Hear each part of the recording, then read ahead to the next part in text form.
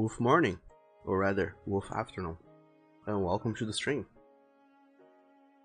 My name is Douglas, and today we're gonna be playing Eastshade, which is probably the most chill thing we will ever do in this channel. I hope you guys are doing alright today, because I certainly am. Also, hello and welcome, Mellow Summary 115. Welcome to the stream. How's it going? Hope you're doing good.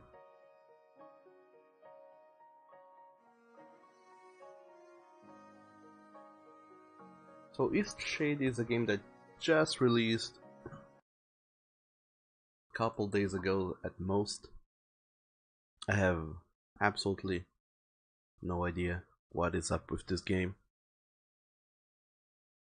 I mean, except from what I have seen on the few menus and things that they showed around, such as the trailer and the title synopsis. This seems to be a walking simulator kind of deal, except that we will be walking through a land, uncovering things, meeting new people, and helping them with little tasks. So there won't be a lot of high, fast-paced anything going on. So this is supposed to be a very chill experience, I hope. Lower the master volume just a little bit. I'm throwing some crosshair, because we'll know if Nathan shows up. That might help. And let's get through it. Also, hello there, Oni, and welcome to the stream. What is your name, traveler? My name, game, is Douglas.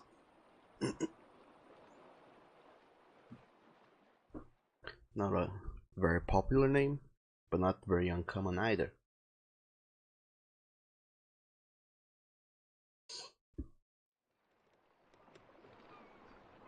And here we are.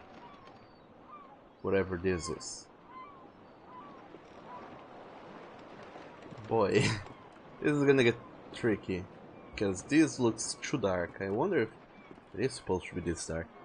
But anyway, how's it going on? You started a new, what's it called again? A coffee thingy for yourself. How's that going so far? Hello, can I talk to you? Elkman? Oh, I can walk with right mouse button. That is interesting. Forgive an old woman, but I forgot your name. What was it again? My name was Douglas. Would you mind getting my book from the sleeping quarters? It would spare my bones the trip. It's called Great Voyages. As it happens, I believe I can. Sure or no? The old woman traveling with us asked me to fetch her book from the sleeping quarters. I will go and do that, after I increase the brightness a little bit. Wait, this changes nothing. What? Also, I'm gonna increase the graphics quality a little bit as well. I guess it is only adjusts after I apply the settings. There we go. Higher quality. More shenanigans going on. Hopefully this feels better. Tell me if it does look better. And Nani, it's good you gathered 30% of the 80 bucks you need to pay off your PayPal debts. How much would be that? I'd imagine 1/3 of 30% should be something around ish. Boy, am I bad at math. 20-something dollars?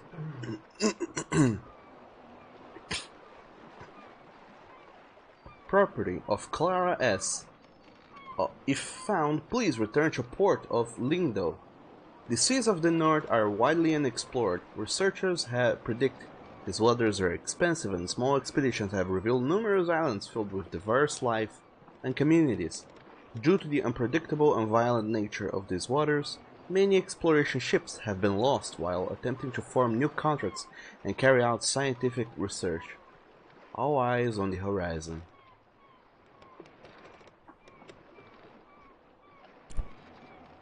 Well, I got your book. Thank you very much. I've read this old book many times.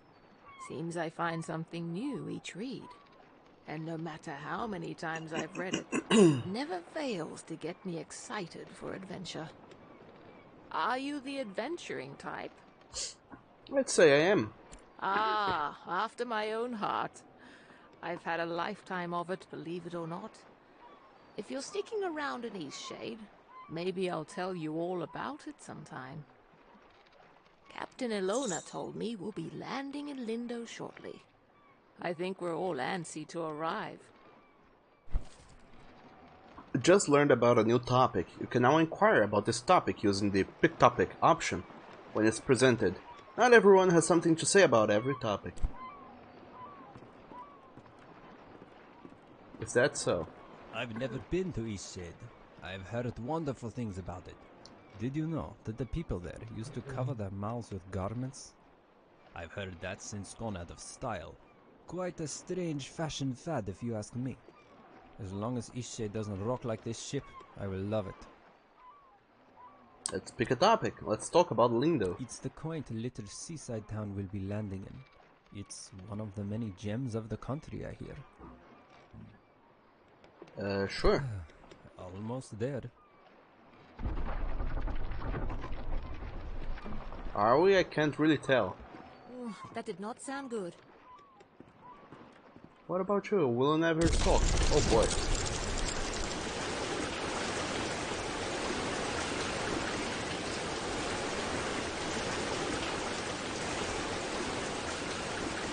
Oh no.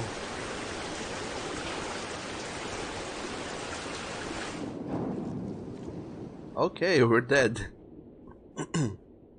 Our adventure has barely begun, and we already died. Did I ever tell you about the trip your father and I took to Eastshade?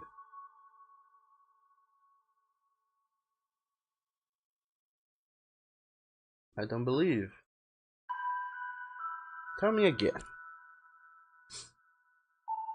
Out of all the trips we took, that one was my favorite.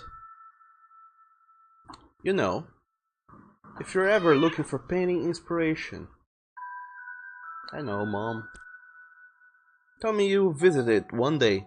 Promise you'll go. I promise. To think of you exploring Eastshade, it makes me so happy. I know you will find inspiration there, but what an adventure you will have. Listen, there are some places you absolutely mustn't miss. Be sure to paint the giant tree. Ah, I remember it like it was yesterday. How will I know which tree? You won't miss it, trust me. And the Tiffmore Bluffs. Ah, the lovely sky country. I can picture you there now, an easel set, and you making a beautiful painting. Those open skies and endless sea would move any artist. Okay, I will. And the city! There's a magnificent building in the center. From the very top floor you can see the whole town and more. You won't be able to resist taking out your brushes. Ah, soon. You will be there soon. You should get some rest, Mom.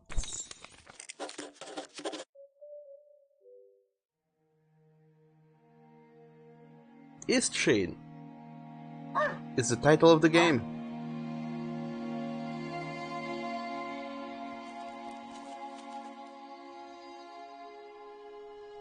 Oh, we wake up in a cave. I guess we didn't die after all. Yay, we landed. And only you say that with you, Mido, Con, and Blue Tiger being the best boys and a friend. Feeling okay? And almost 300 Brazilian reais is $80. Oh, that's a lot of money. How did you come about that debt, Oni? I mean, you don't have to tell if you don't want to, but I'm curious. And Tiger says, oh my dog, what is this? This is Eastshade. It's a new game that suddenly showed up. And also, welcome to the stream. How's it going, Tiger? And I will lower a little bit more the master volume because it is a touch too loud. And I will also go to Twitch and adjust some tags so more people can find this stream, possibly, hopefully, probably. Tags such as exploration. Other tags such as no, that's not a thing.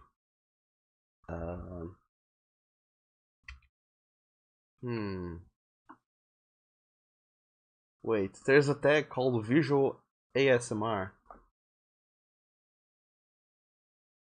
What the hell? Well, anyway, I think it's just a...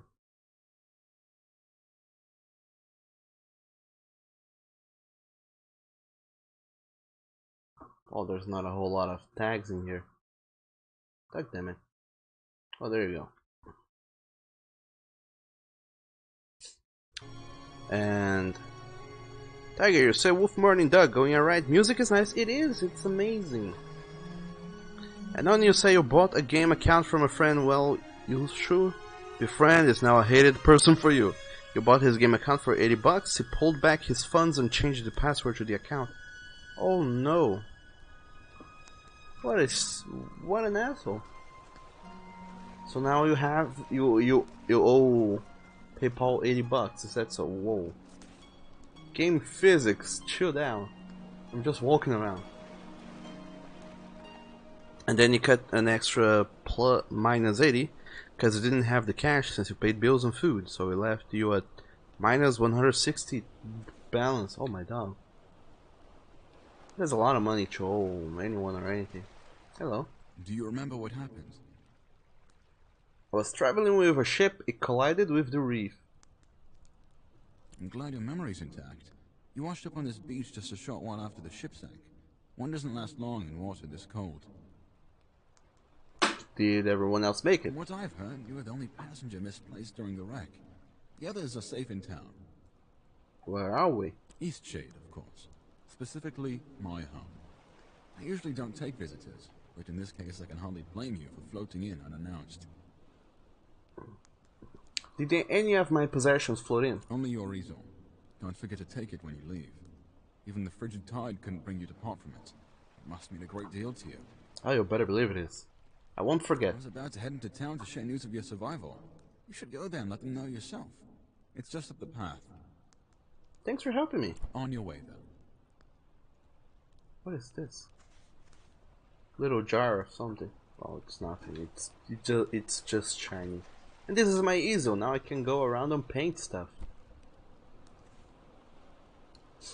No painting or canvases. You haven't created any painting or canvases yet. When you do create a canvas, this is where we'll find it. This is my inventory, actually. Wow, do I have a lot of stuff? What does this even mean? I need boards and fabrics to make a canvas. And this is my journal. My mother's last wishes is for me to visit Eastshade, to paint a giant tree somewhere in the Tifmore Bluffs, the highest peak, and a view from atop the common tower of the big city. I don't remember she saying anything about a big cliff or anything, but anyway. Here we are. Oh, that's the ship. It crashed. It totally crashed. Oh, wow. Look how beautiful this looks. Dog damn. And only you said that since yesterday you had $100 and paid 80, so that's why it opened coffee for donations and commissions, and also opens up commissions. Yes, it helps. I mean, whatever you do, having a patron helps. Having a coffee thingy also helps. Whatever you can do that allows people to go and help you without them needing to contact you directly and wait for answers and stuff. Whatever you can do to automate that, it's best. Because, little do you know, people are very eager to help. We are very eager to help. Also, I'm gonna collect these pieces of wool. I don't even know what these are for, but I'm gonna collect them anyway. Because helping others feels nice, you know. Hiking Simulator PogChamp. Oh, my dog. Chandler, welcome to the stream. Thank you so very much for that delicious wrist subwoof. That's what, 14 months in a row now that you have been a subwoofer. Also, I'm in Lindo. Making paintings drains inspiration, gaining inspiration by exploring new places and trying new things. Oh boy. Welcome to the stream, Chandler, and thank you so very much for that delicious continual support and allowing me to do what I do best, which is, well, actually I'm not sure what I do best, but doing something that is of some way entertaining. Thank you very much. How are you doing? How have you been? How was your week? Also, welcome to the stream, Sailors. How was everyone's this week? Oh, hello. Who are you? Ah, a newcomer. In the future, if you're ever in need of carriage to Nava, I'm your driver. Okay, thanks. My ox is strong, no? Say it is. Oh, nice. I can collect all sorts of stuff from all over the place. E o Wolf Smiling, eu sei boa tarde, Doug. Boa tarde pra você também. Seja bem-vindo ao stream. How are you doing today?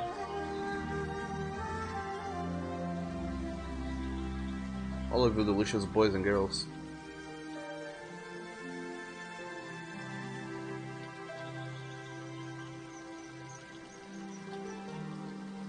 Oh, hello. Who are you? Oh, it's you. You're on the ship. What happened to you? It crashed. I washed up in a beach cave. Oh, thank goodness. We thought you were lost. Oh, what a horrible experience. I'm so glad to see you're safe. What brought you to Eastshade anyway? I'm here to paint the landscape. My mother loved it here. Very adventurous of you. I came to visit my family. You look like you could use a nice cup of tea. This flavor is a bit strong for some people, but the effects can be lifted with a sip of water from your water skin. Do I have one? Our Thanks. captain is in a terrible state. I suppose that's to be expected. She won't even leave the dock. Perhaps it would console her to know that we all survived. You should speak with her.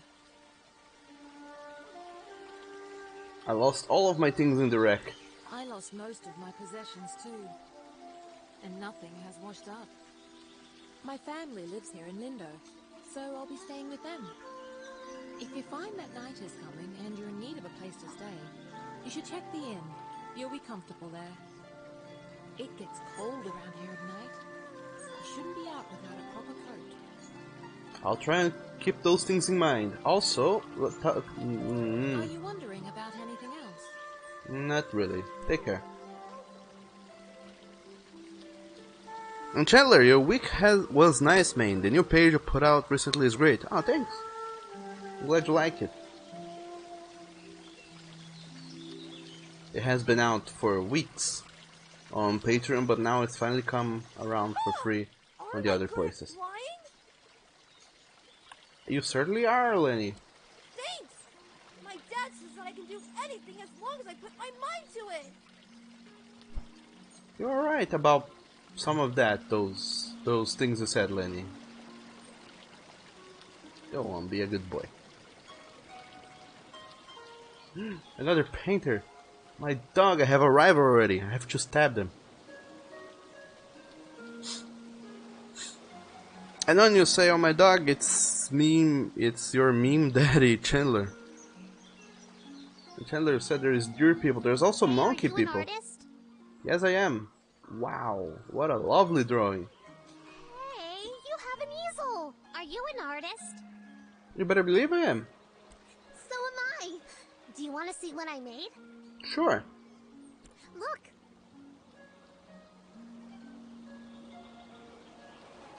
Wow, you worked really hard into this.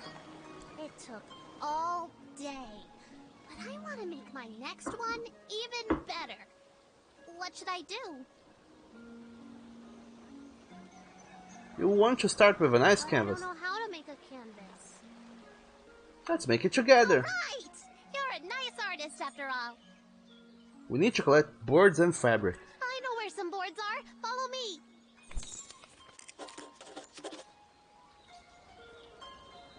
Did you see when it ran a reef? I've never seen anything like that. Terrible waste of a good ship. And it went down so quickly. Let's go collect some stuff. Are these the boards we're talking about? I guess it is. Now we just need the fabric. Yes. I don't know where to find that. Maybe we should ask someone. Sure, let's ask people where we can find fabric. Let's keep going. Are you following me? I suppose you might be. I'll assume you are.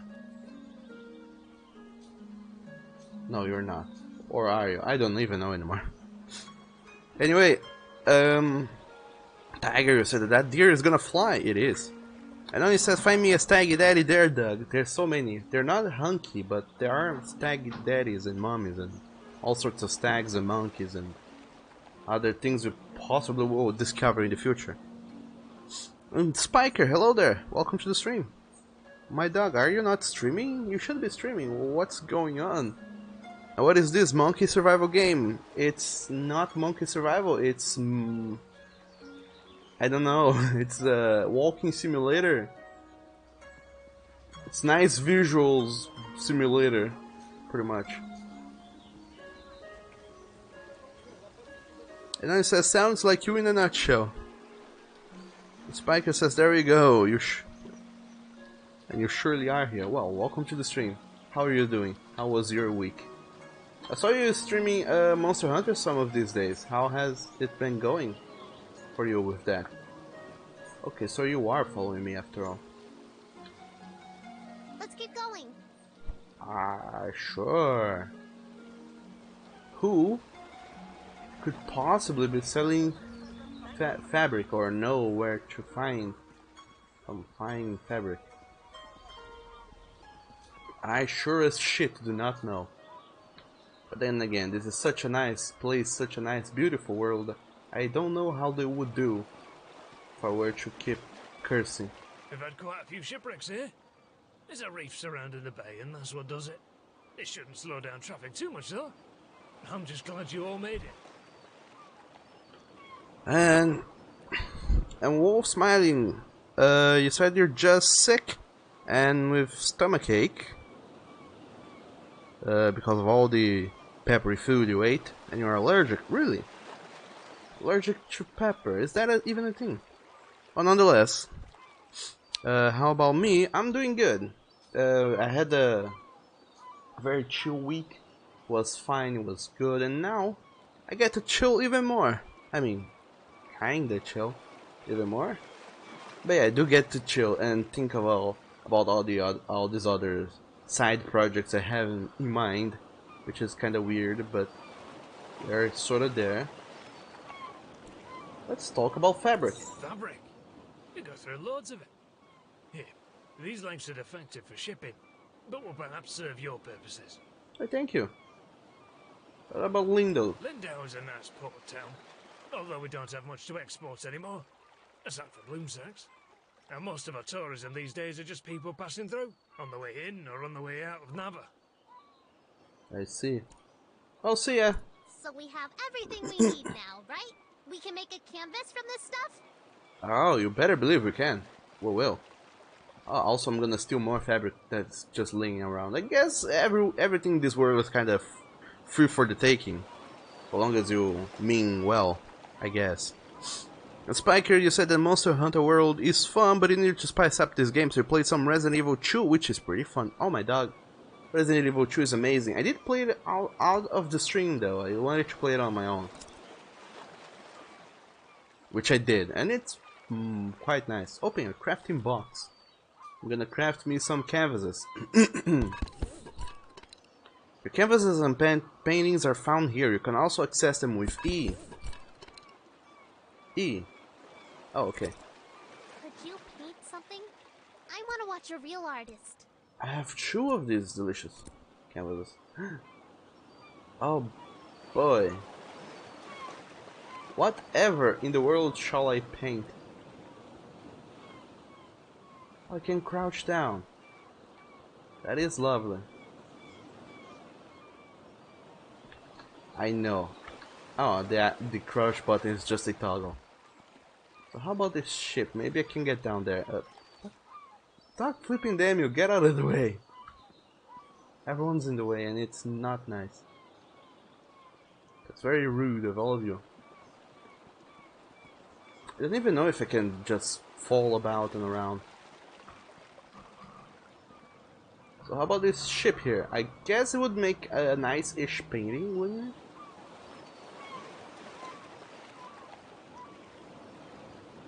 How about that? How do I paint again? E? Was it? There we go. Ta-da! Painting is amazing! I want to try. Can I have a canvas? We found enough stuff, right? Yes, we did. There you go. Have a canvas of your own. Yes! I'm going to use this for Miss Nika's next painting. She loves art so much. Hey, Miss Nika loves art like us. She always likes my paintings. I bet she'd like yours too. She really likes the eclipse. You should draw her that. I will. What? Browse my paintings with B. What a horrible shortcut, though. But look at that. It's looking good. It's very artistic, even. And Chandler said Resident Evil games like that leave you shook. Oh my dog. And then it says take me to the kitchen and we can... What? Show? Show harder by the fridge dog. And Chandler said Spiker, have you considered playing Spyro? Are you a Spyro boy? And Eclipse equals a black canvas. True. That is true though. But however, there is a on the subject of Resident Evil, I did go about and around and I played Resident Evil 2. I finished the first story side, which is playing with as Leon. Then there's another.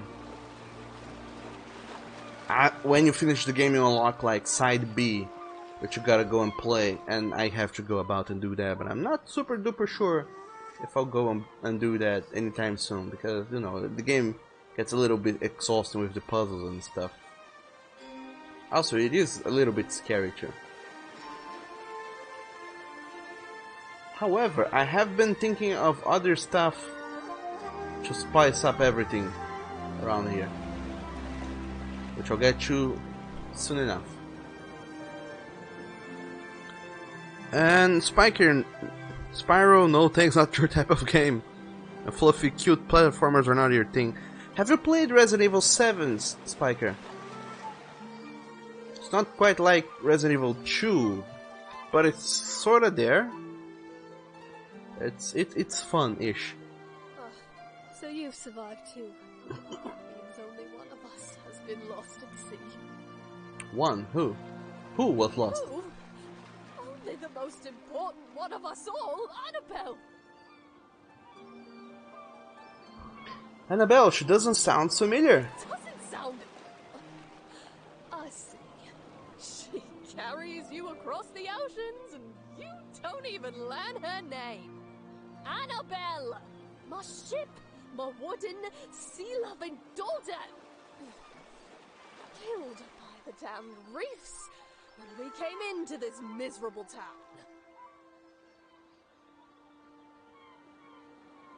At least all the real people made it. I'm very sorry about your ship, Captain. Kind of you to say so. Kindness does nothing to bring sweet Annabelle back to me. What will you do now? Imagine I'll be spending the rest of my days mourning Annabelle, sitting here, dreaming of a world where she wasn't destroyed and people actually remember her name.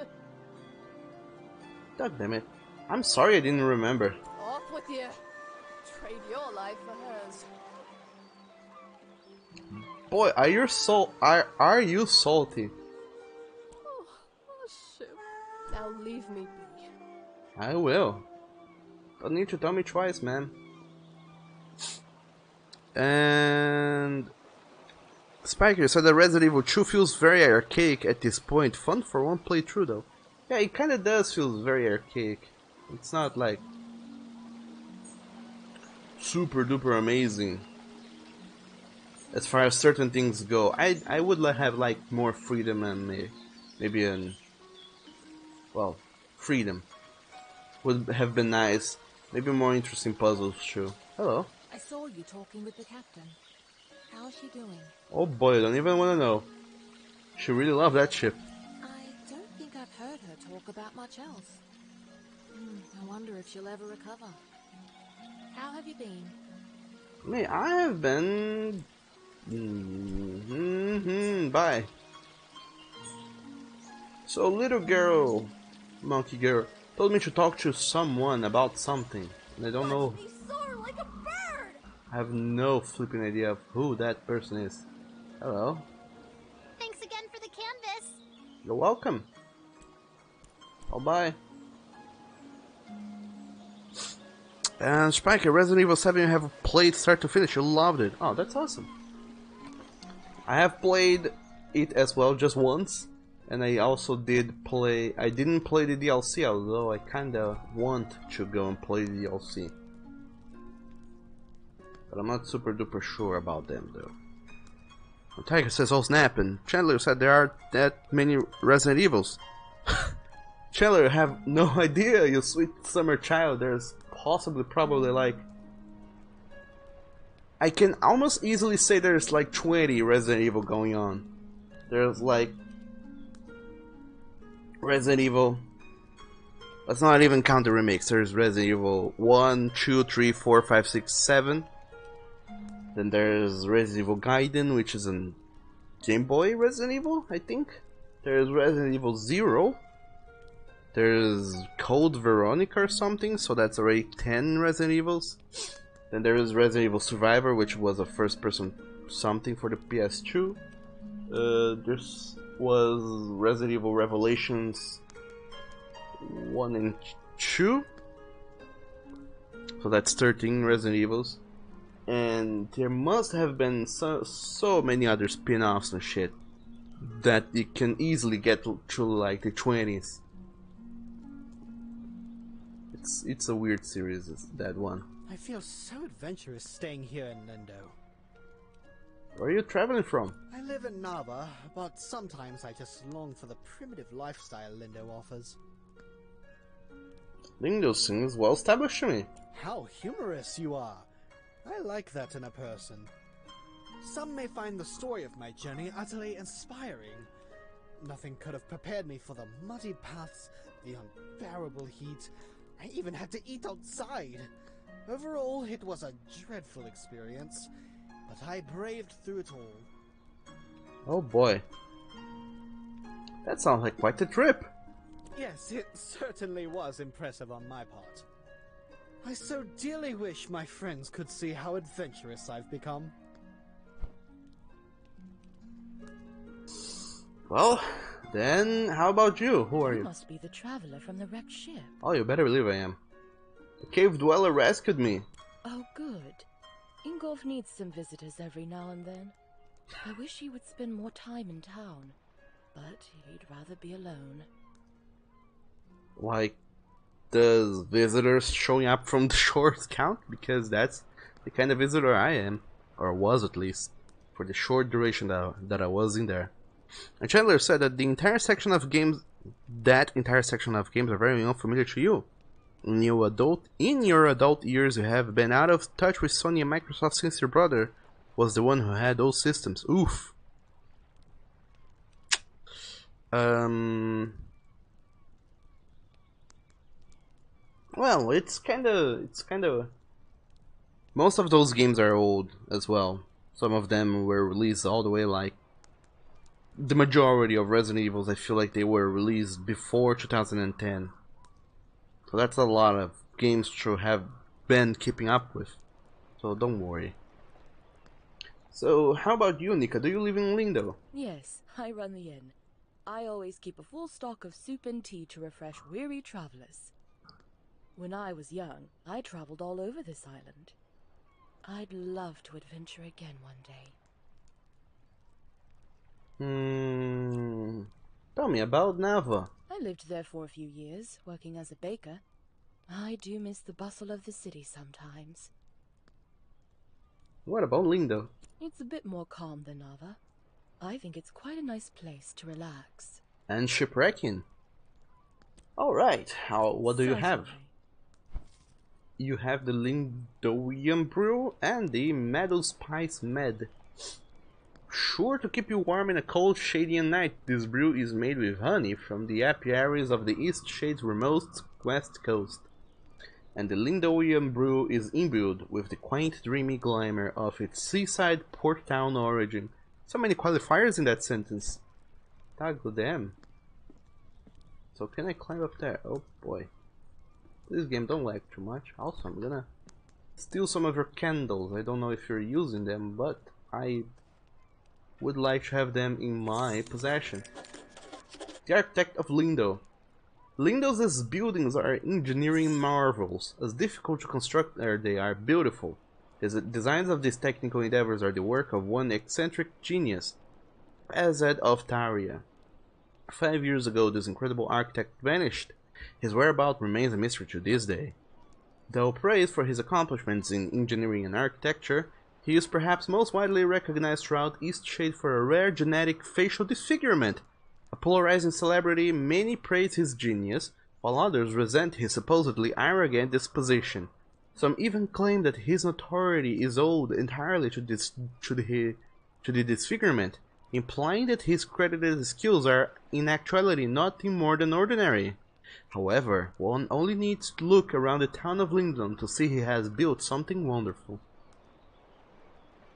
Well then, can't wait to meet this boy then. Also, this game does lags like horribly for a game that doesn't have that much going on for it. Can I... well, there's not much else here for me to do. I guess I'm just gonna keep going. And this place is locked. So I see this is not just a walking simulator, it's a walking simulator with a little bit more. The items to be had and things to be done, people to be conversed with. That's fun. Don't know how much you guys enjoy this sort of games, but I really like me some walking simulators, especially when they have nice, cool vistas like this one does. What can you say? I'm a boring kind of person who likes boring things. Hello. The fuck are you? Are you an owl person? You are an owl person. Oh boy. Oh no. I think you're closing your hands so far in that the claws are crossing through your palm, lady. Don't do that.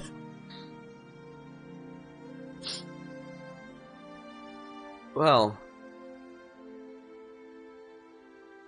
I'll leave you be. Your house has nothing pilferable anyway. Okay, goodbye. So it would seem like I'm free to do whatever I want now. Hello? Thanks again for the canvas.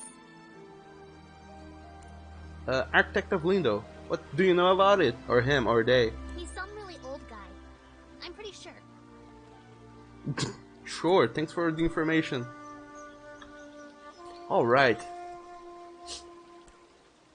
As that the one responsible for designing much of Lindo's architecture mysteriously went vanishing years ago, I guess I will find them somewhere.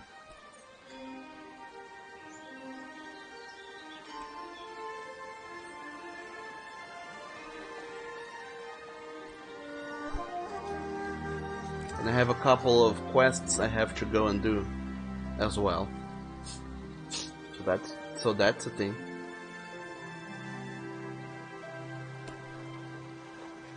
And I have all this other stuff too.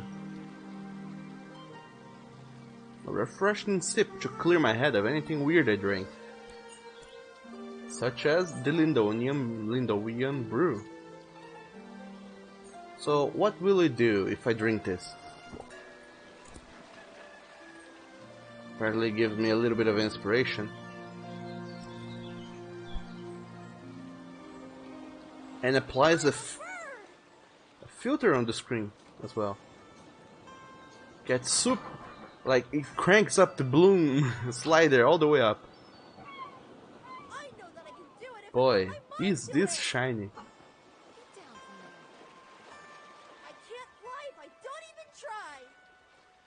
Wait, You're not what? a bird, Lenny. You need to come down right now. Oh, my dog. How did he get up there? You're going to get hurt. Alright, I guess I have to go rescue that boy. If you don't all turn right now, I'm gonna jump!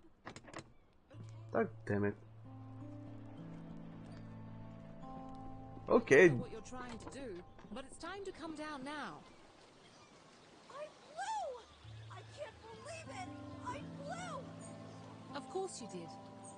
What? I'm just glad you're back down.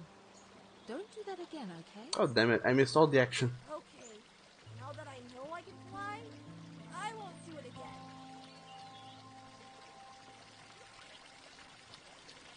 Okay, so what about you? What do you have to tell me? Call to you too, I guess. Where was it even? Anyway, Chandler said, a hoot, kind of spoopy though, and this beach and her damn canvas mall. He's gonna jump. It was, he didn't. So I don't know why. Great viewpoint, isn't it?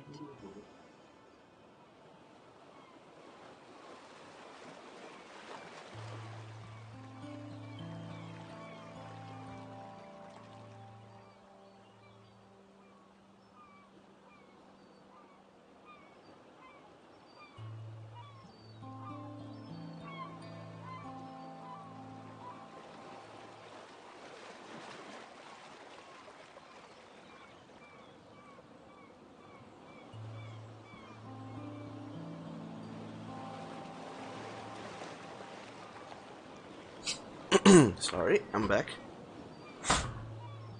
And Tiger says, bloom all the things.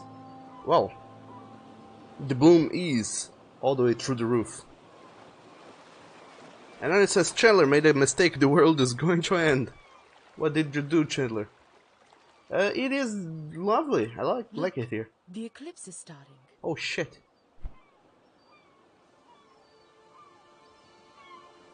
Is like the eclipse something that happens every day? Because that would be kind of cool. Oh fuck.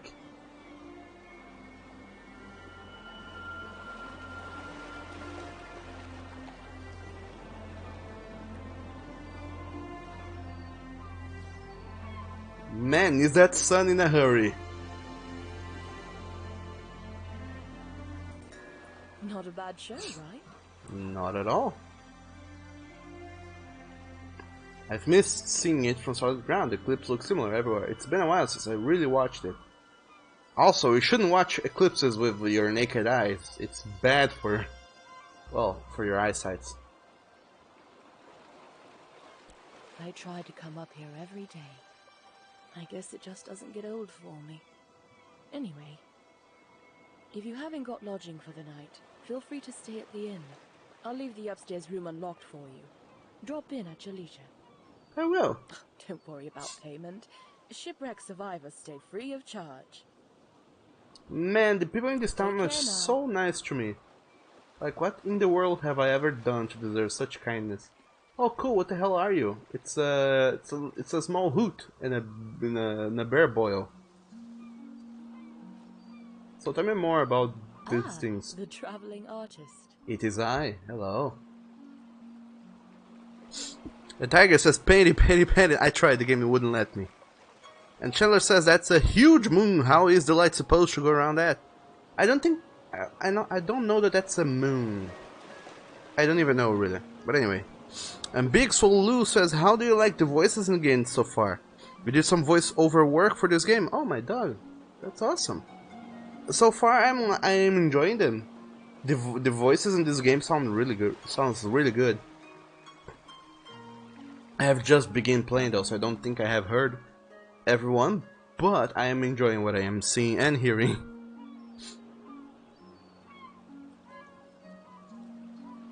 And Big Swallow, you said the innkeeper at the Castro's Airy and the stagecoach driver and a few lines for other minor characters. Oh, that's awesome.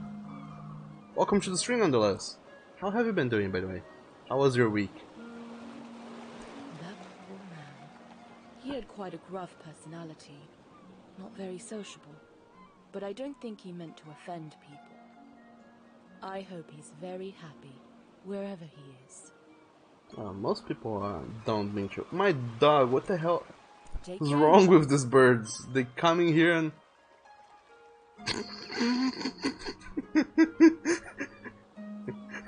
Oh boy. All these poor things.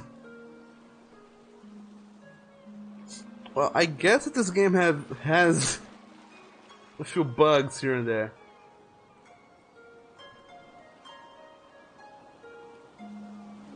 I'll do my best to ignore them and let them slide.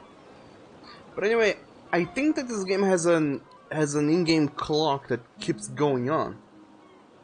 And I guess I just didn't do enough quests for it to unlock the capability of letting time flow by. But when it does, I guess that this day-night cycle will actually definitely start, and then I'll be able to, you know, see events again, such as the eclipse, and then I'll get to paint it. But then again, that's me metagaming. Anyway.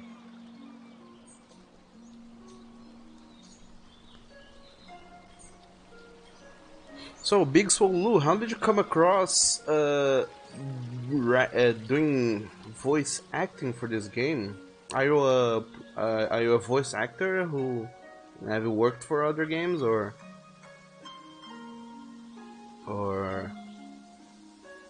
like you work with the company that made this game and they asked the employees to do some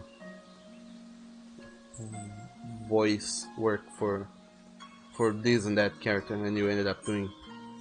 Ah, look at that feather. There's stuff hidden everywhere. My dog.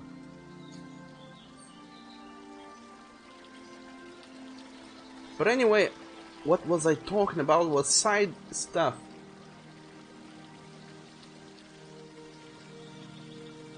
Side projects and whatnot.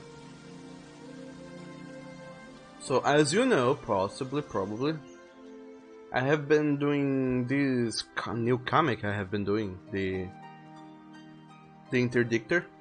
I just posted a new page today, a free page, both on my site, douglas-kim.com. I don't know if you guys have checked that out. If you haven't, please do. And also on the other sites, the usual sites. I have not, though, posted it up on the newest page on Patreon. That one I'm still working on. Also, I don't have a map. I just realized that. Oh no, time is flowing by. God damn. Okay, I guess I unlocked time, the flow of time, or it just goes by when I don't have the this menu open. Who knows?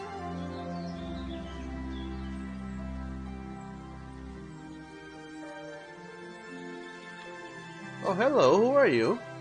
Little owl friend? There's nothing like a good book on a day such as this. Actually, books are the perfect way to spend any day. Do you enjoy reading?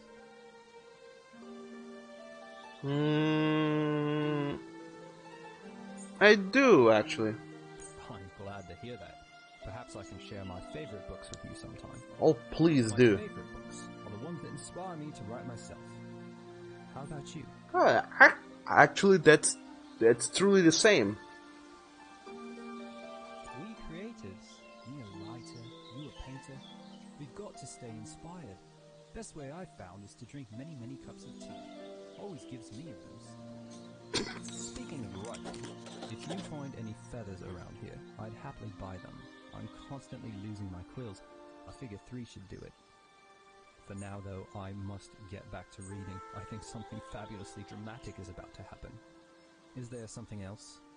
I think I do have feathers to sell, but anyway.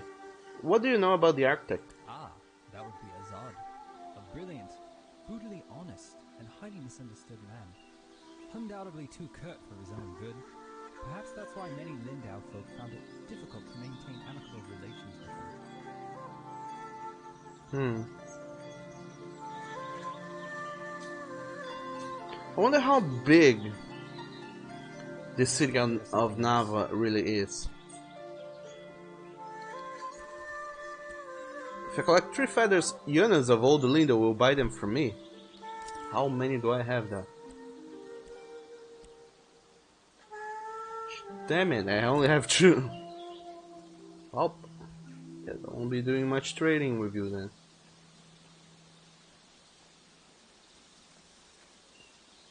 Ah, there is a walk slightly faster button. That's great to know.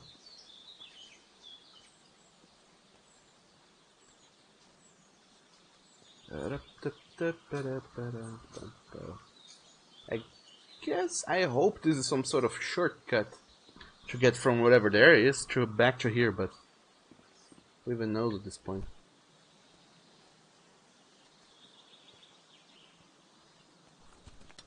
Also, I'm really tempted to reduce the graphics quality to see some improvement in the frame rate, but I don't know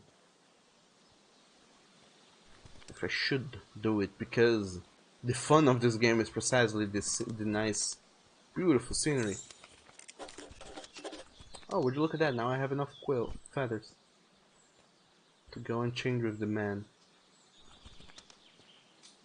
Or the owl man, rather.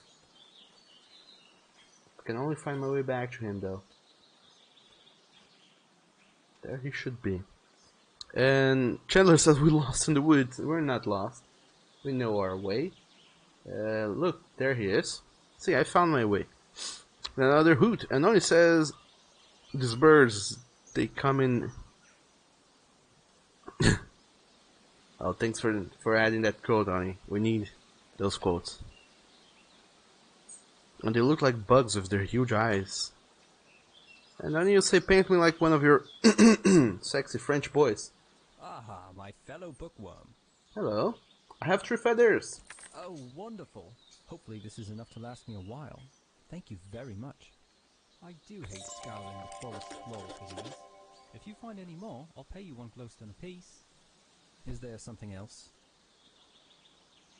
Not quite.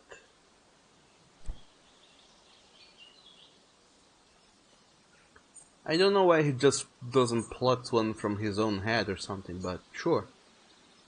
If I find feathers around, I will get them and sell them to him. Which feels a little bit ironic, but anywho. But anyway, going with what I was saying before, the touch of projects, there's also the little visual novel game I've been working on. You guys have been hearing me talk about that here and there, I believe. You also probably seen me stream it a couple of times. My progress, it's too deep. Shit! If I go just one step further, I'll drown. Can't do that. But I can. You better believe I can talk to this monkey person. Hello. Hello there, newcomer, are you? Trying to get across the bridge, I guess. I hope you've got the glowstones for it. It's not free, you know. Really? The rule is you pay once and you can use it as much as you'd like. What do you got here? Oh, mate, I'm a fisher. I catch fish, I cook fish, I sell fish. You know. But mostly what I do here is fish. Sometimes I like to visit town, but not very often. What's all that you're carrying? Looks heavy. Are you some kind of painter? Yes, that's my only option, so why make it an option? You know what? Maybe there's a way you can get the ghost stones out of me after all. There's a gazebo in Lindau. Real pretty spot. Maybe you've been there. Anyway, I'd like a painting of that view. I'll paint it for you. The gazebo was easy to find. It's just behind the inn. And I want the painting from the gazebo, not of the gazebo. It's the view, not the building, if you get my meaning.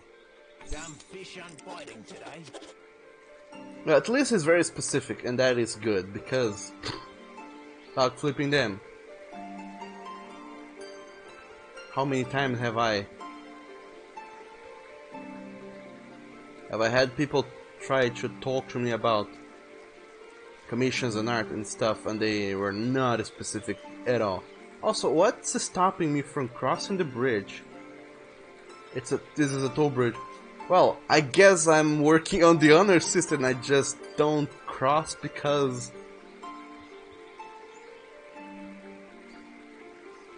I have that much of a conscience. So when told do not cross the bridge, I said sure, I won't. Plus I pay 60 glowstones. My dog, that's on one expensive bridge. And Chandler, you said you were gonna peace out, man. See you all later. Spiker, see you on the other side when the time comes. Sure thing, Chandler. Thank you so very much for stopping by. Hope you have a great day and an even greater weekend. And I'll be seeing you later. Thank you very much for the continued support, for being awesome, and for enjoying, you know, being here with us. Because I hope you have been enjoying being here with us. Anyway, the visual novel side project as well, that's a thing I have been doing. But just a couple of days ago, the peeps on the Discord were talking about random stuff that peeps normally go and talk about. And little do you know, Bad Aim Coon, he said that Bad Aim Coon and Teddy, well, they talked about Dungeons and Dragons and shit, and they said, that would be a nice little activity for us to do. Actually, they said that they wanted to play, but they didn't have whom to play with. And I said, well, why don't we organize something here on the group, that so you guys can go and play? And they said, sure, let's. But then nobody proceeded to organize anything. And then I was looking around, and I thought, well, maybe I could go and host a game for them. So I had started looking into that, little videos, YouTube videos on how to Dungeon Master or how to Game Master a D&D section. And what do you know? I have learned a thing or two so far. Old Lindo. Such a sad little place this one is. I guess people didn't like the way that, you know, the buildings looked before, so I guess the architect of Lindo, he sabotaged old Lindo and built a new one, and people are like, well, I guess this houses are more beautiful now or something. Makes sense. And Spiker said that the other side sounds ominous. Kinda does. Unless you choose to interpret the other side as tomorrow or something more literal. Oh, property of Yulia Greywing. Let's do some reading, because I know how much you guys enjoy that reading. It has been raining for several weeks now. Tons of water pouring down in a constant torrent. Our home is filled with buckets to catch spills from the ever-growing leaks. How I long for a moment of clear sky and a break from the incessant dripping as I try to sleep. Disaster has struck! Last night, just after the eclipse, the red feathers woke to a creaking and groaning. They grabbed their children and ran outside moments before the house split from its stilts and crashed into the river below. Madame Baker has ordered an evacuation of all Lindo until they can fortify our homes against this awful wet. Oh, terrible news. And only a day after we evacuated our homes and made camp on high ground, the entirety of our happy village mainlined in a huge gush. Wait, what? Let's go back. The entirety of our happy village mainlined in a huge gush, taking our homes down with it. What a horrible thing the weather has cast upon us. Good read. 10 out of 10. Naida the water fox. Celios laid out his blanket in a patch of sunlight. His water fox Naida sniffed about, searching for a nest of eggs to snack on. Stomach growling, he pulled a sachet of frosted biscuits and berry wine from his pack. Naida howled in excitement. She'd found a nest. With a thick crunch she cracked into the egg, hungrily lapping out the contents before batting the empty shell aside. Celios grimaced as she started on her second egg. As charming as he found water foxes, he couldn't stomach their eating habits. Sure. Well, that was inspiring to read, apparently. And also, Spike, you never explained why you're not streaming today. I'm curious. That's what curious boys such as I do. We ask questions. Because now, I have role reversal the shit out of you, and I am being the inquisitive friend now. If you know what that means, that's an inside joke. But anyway. They told me not to spend the night outside because it's cold and stuff, and I don't have a cold coat or whatever. And I guess the nighttime is not the best time for paintings. I guess we'll just chill down in here and relax for a little while. Go to the inn. Relax and stuff.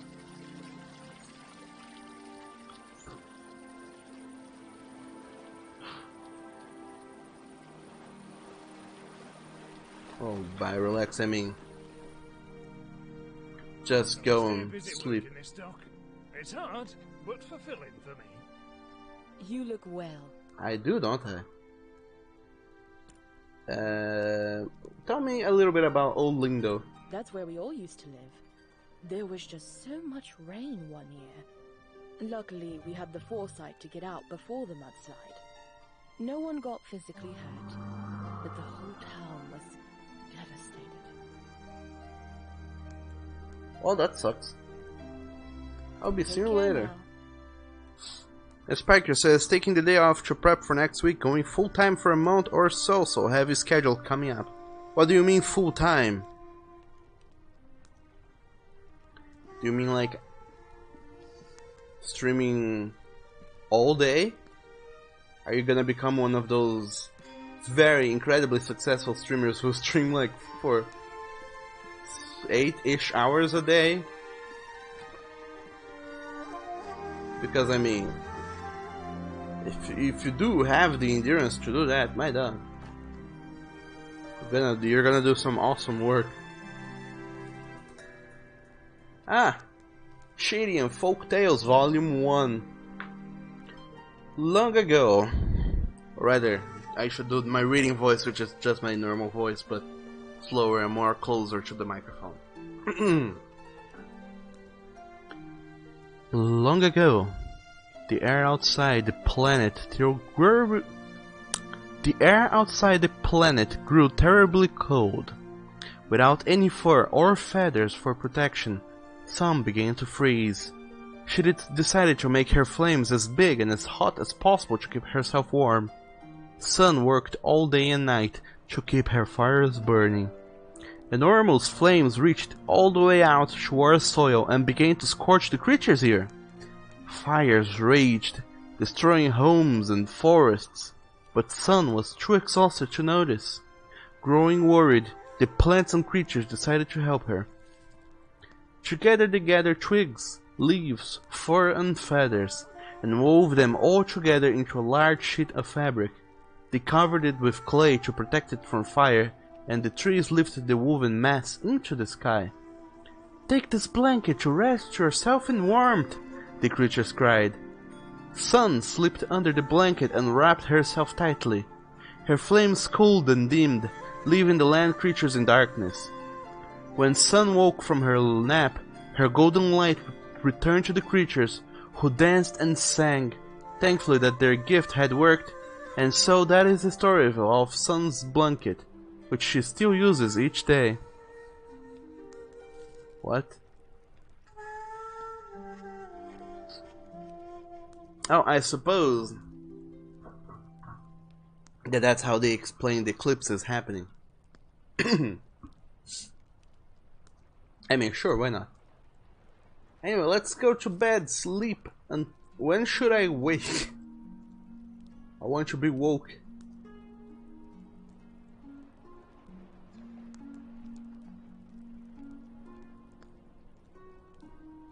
Also, an eclipse happens every day at noon-ish.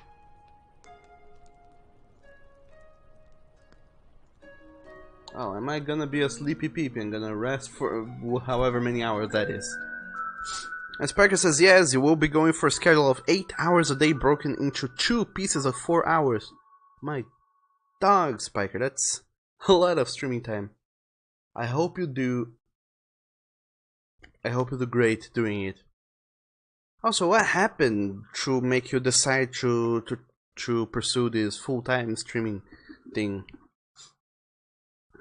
I mean, if there's one person I know can do it, that one certainly is you. But how come? How did it get down to that? Also, apparently I can toggle run with caps lock or press R to auto run, which is great to know. Dep. Hello, Wolf Morning. My garden is filled with all sorts of wriggly critters. What an interesting thing to say to someone who has just woken up.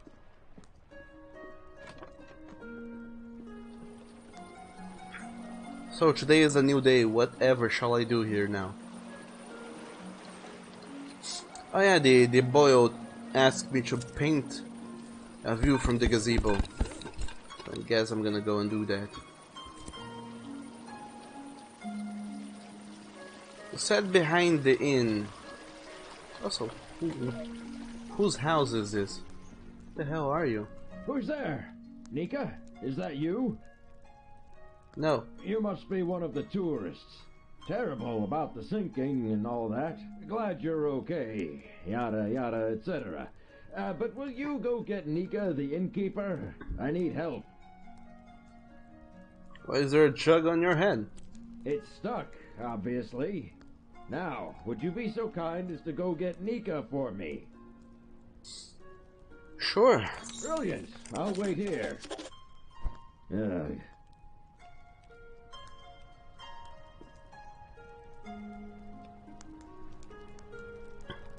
And Spiker, you've always said that you wanted to do this 3 years.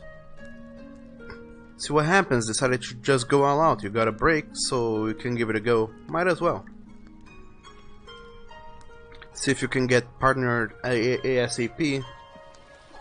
And if it all goes well, make a living on this platform.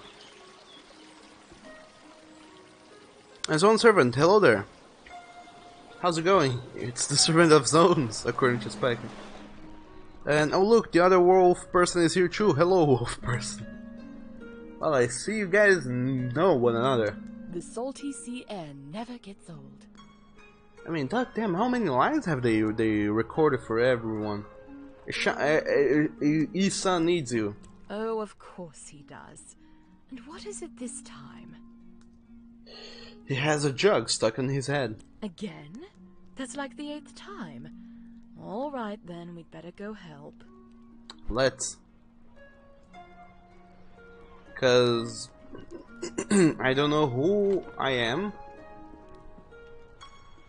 All I know is that my mother told me someday, before I should pass, I believe, that she wanted me to come to Lindo and visit this place and see the incredible sights this land apparently has. So here we are. But apparently, it's really stuck, isn't it? I have a lot of free time in my hands. Yeah, it's pretty stuck.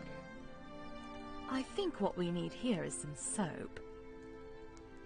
Would you be a dear and fetch some soap from Amin's house? It's just down the stairs and across the courtyard. Oh, I think I know who that person might be. Person.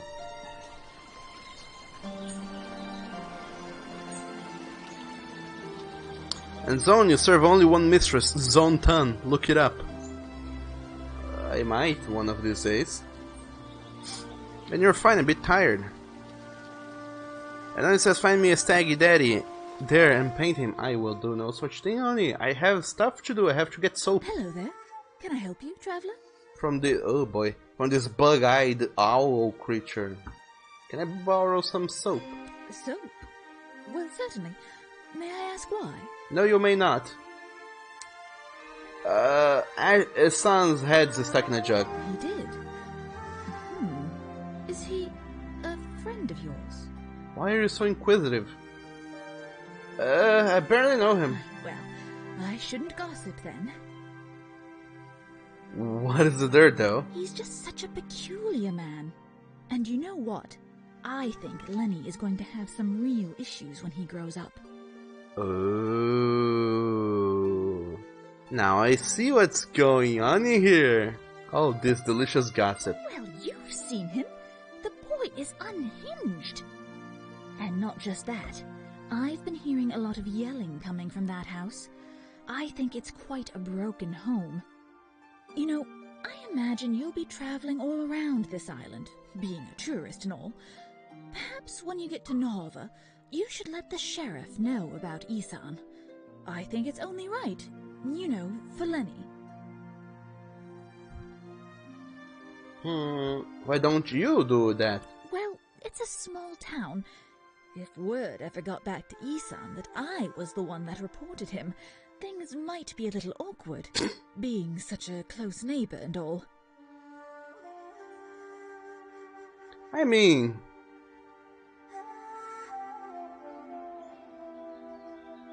you should be the one to report it if you think that that's what's going on. Of course, you're right. I suppose it's a bit selfish of me to worry about a little awkwardness when it's a matter so serious. I'll head over to Nava as soon as I get the chance. Yeah, you... Well, here's some soap. Safe travels. You dog them do it yourself, lady. And Zone says, no, you seem to be failing at Google. Do you wolves use Google? I mean, I'm not a wolf. I'm a doggo. Doggos use Google sometimes, not all the times. It's kind of complicated, you see. They don't make cell phones with... oh, they make touch-enabled cell phones, but touch doesn't work with claws, you see. It's kind of weird. But anyway, Zone says, this game looks dope. Is that dude with a pot in the head a bad Skyrim joke? I don't know. Maybe? Could be. I don't know.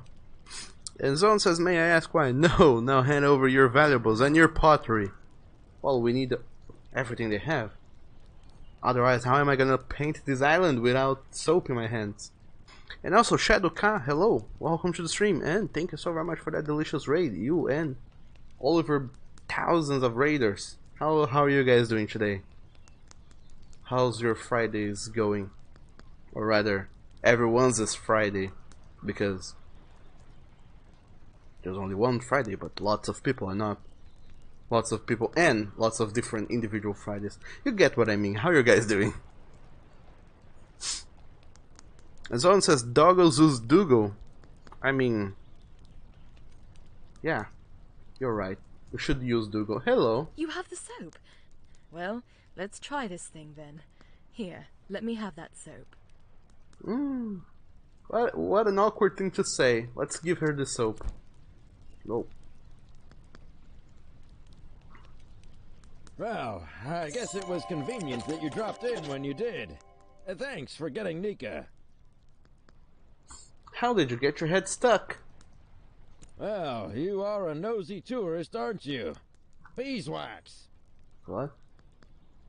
I'll let you be. Although in mine said she heard yelling from your house. I wonder. I'll let you be. I might already have crashed into your affairs for long enough. I mean, I'm here to paint, not to solve your problems, whatever they are. Or whatever they aren't, because I don't know if there are actual problems going on. Anywho, this is not what I was going to do. I was supposed to go behind the thing, to the gazebo, and paint a freaking picture. There we go. This is a lovely gazebo, isn't it? Now what sort of... whoa.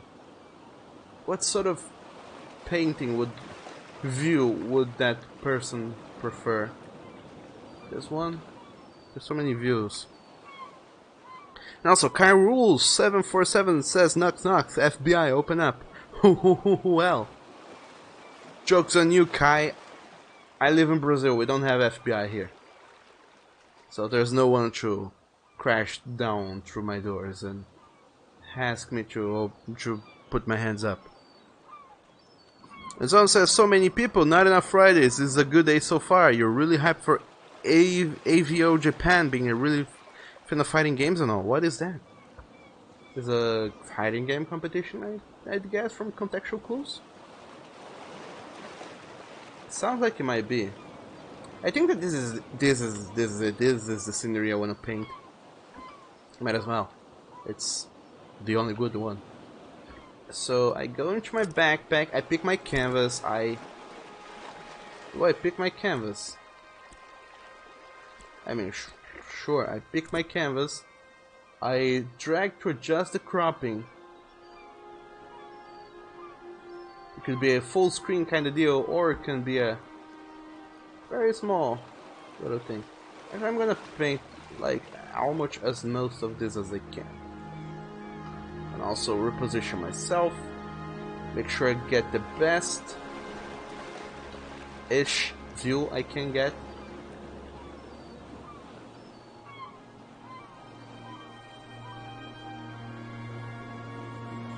And paint this thing here.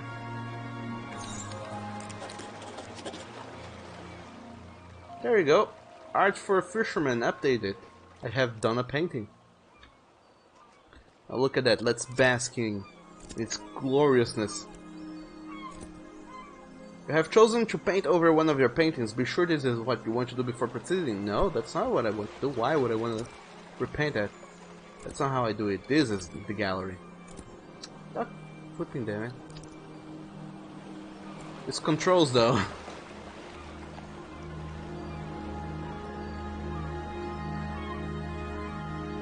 So nice.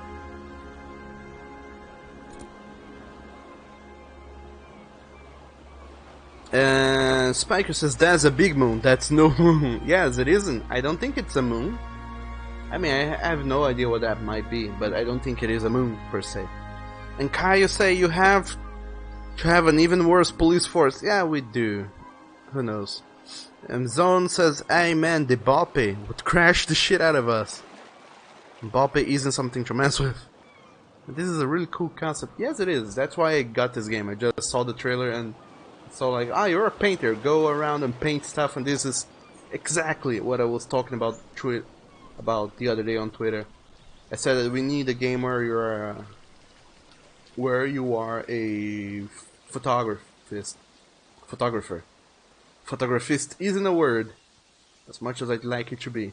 You are a photographer and you go around just walking and taking photos of stuff. I wanted a game like that to exist. But there isn't. Now there is this one, which isn't exactly that, but it's a similar concept, so I guess it kinda goes. You get the picture. Anyway, Spiker, you said it's called a screenshot though. You know, you ruin all the things. God damn it, Spiker, why would you go and ruin the things? Knowingly ruin the things. Zone said, yeah, but it's a game who uses this other than making memes. Photograph Fister. And Spike, it says photographist, you love it. A fist of photos. I mean... Well, looky here, you've gone and painted the gazebo view. Are you willing to sell it? There has got to be someone that is into that fisting photos.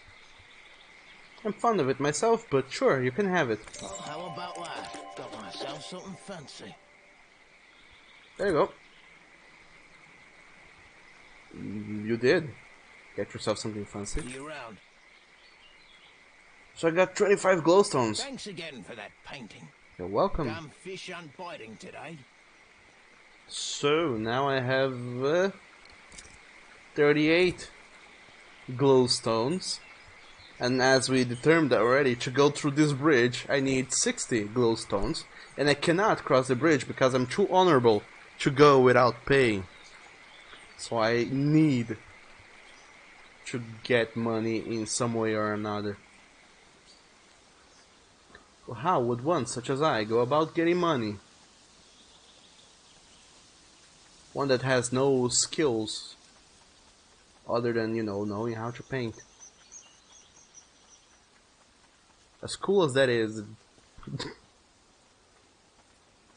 being able to paint stuff, you know, it isn't like the most profitable work ever. So it'll take out. So I guess that's why I meddle into people's affairs, because I want to see who I can blackmail for some easy money. When they learn about my shenanigans to swindle them out of their money, and they inquire about that, I say, "Welp, I would do something honest, but I graduated in art. I have an art degree, so what else can I do? Other than paint and swindle people into believing my paintings are expensive and actually worth it." Let's explore this little thing, the abandoned tower. His own servant says then he just stands there still fishing with a big ass canvas of painting shoved up who knows where. And you know how it goes, you gotta pay the toll to get into the boys, so... Is that a saying? Well, the abandoned tower is locked. But now I have a new subject with which to speak to people. Because that's how I go about this thing here. I discover that this or that exists, and that it is a topic, and I inquire about people. Like, there's an abandoned tower. Then I show up to people and ask them, "Hey, what do you know about the abandoned tower?" quote unquote. And then they tell me what do they know.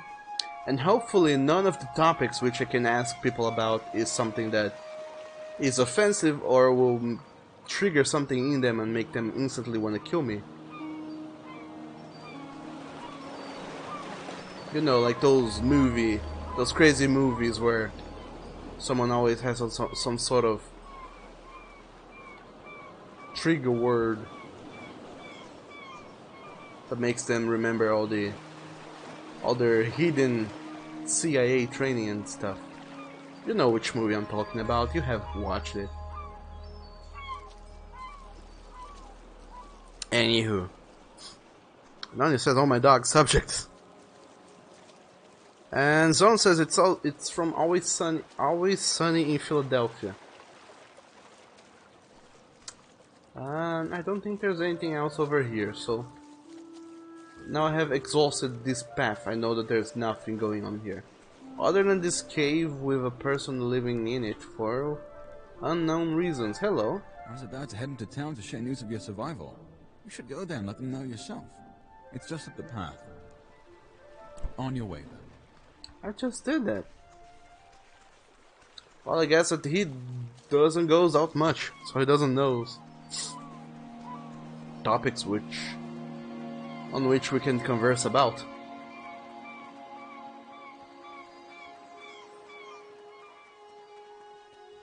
One thing I gotta watch out for though is noon.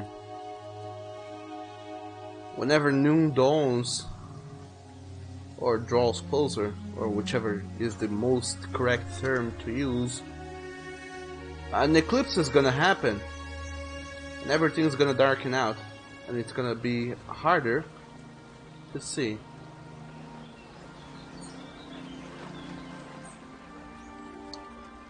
And I wonder how time works in this game, because time seems to go by, but not always. It seems to go by only when I walk. I suppose that if I stay still, time also stands still.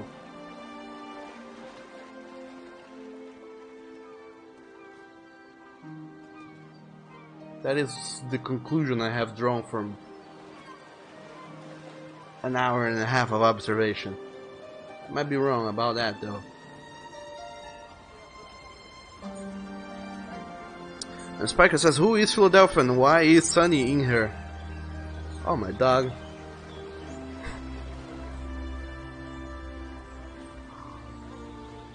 You know what, Spiker, you're not wrong.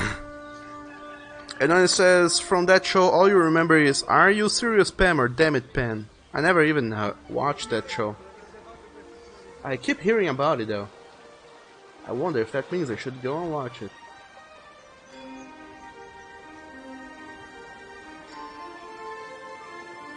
And Zone says, man, I hate when you're the only one who comes up with obscure references. Oh, don't feel bad.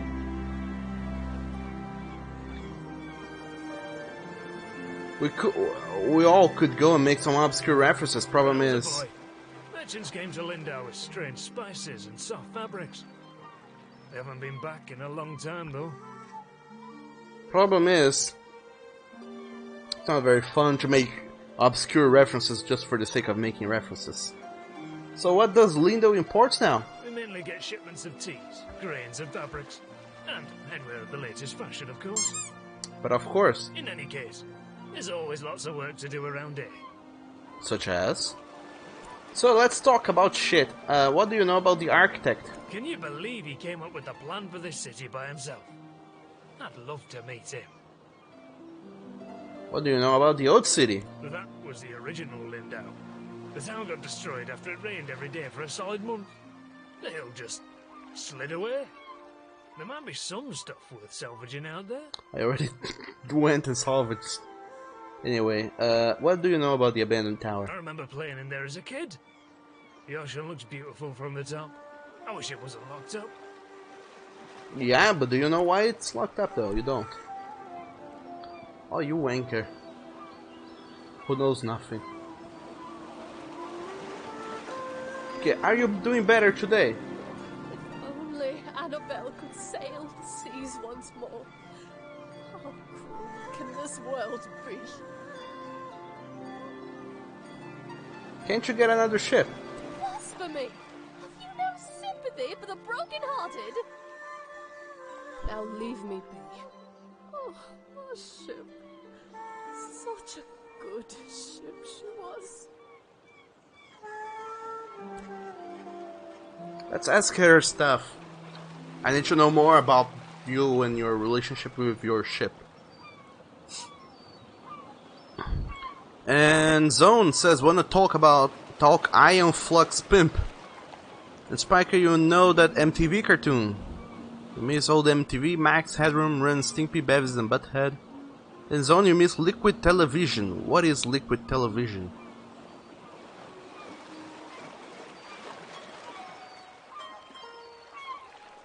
Also, Ruckus's Modern Life.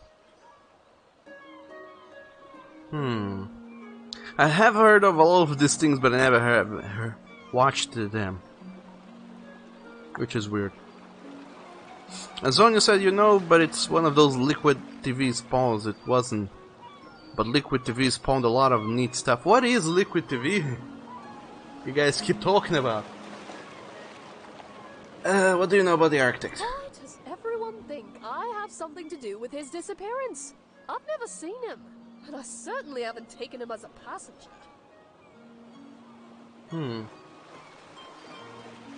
Old Lindau was a perfectly lovely port city. If that had been our destination, we wouldn't be in this mess. What? I don't know. Is that in Old Lindau? That used to be the main town. None of that matters now, though. Oh, my poor ship. Now I must be going. There's more important people to talk to out there in the world. And you're not one of them. Oh, I can get in here. Yay, more boards.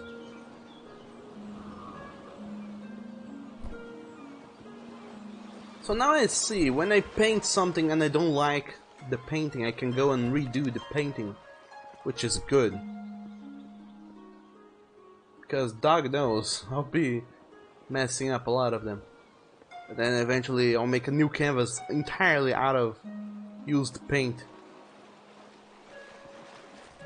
Oh boy. Once an old lady went up into a tall tower right on the coast. She stayed up there watching the ocean and eating snacks until it was past her bedtime. Then she wanted to go home to see her cat. She started to go down the stairs, but she fell because she was so tired. Then she died. She turned into a ghost and now she stays in the tower and haunts it. She turns on the lights whenever night comes so that her cat can find her, but the cat doesn't ever go. Because the tower is too scary. The end. Oh my dog, those books. Oh fuck no, it's eclipse time. Oh boy, that's dangerous. Guess I'll paint this. I like how this looks. Isn't necessarily like the best painting ever, but I like it.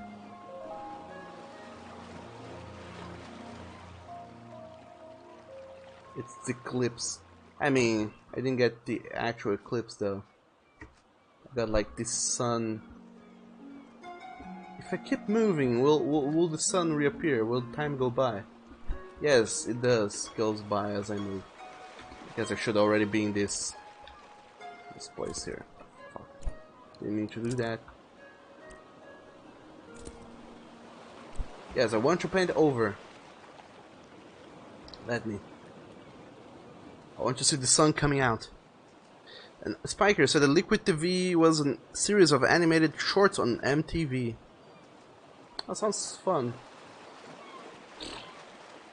I guess we had something going on MTV as well over here. We didn't get the same MTV content as, you know, other places did, but we did get some original MTV content as well, and it was weird. It was also fun. There was this show, I don't know how original to MTV it was. It's called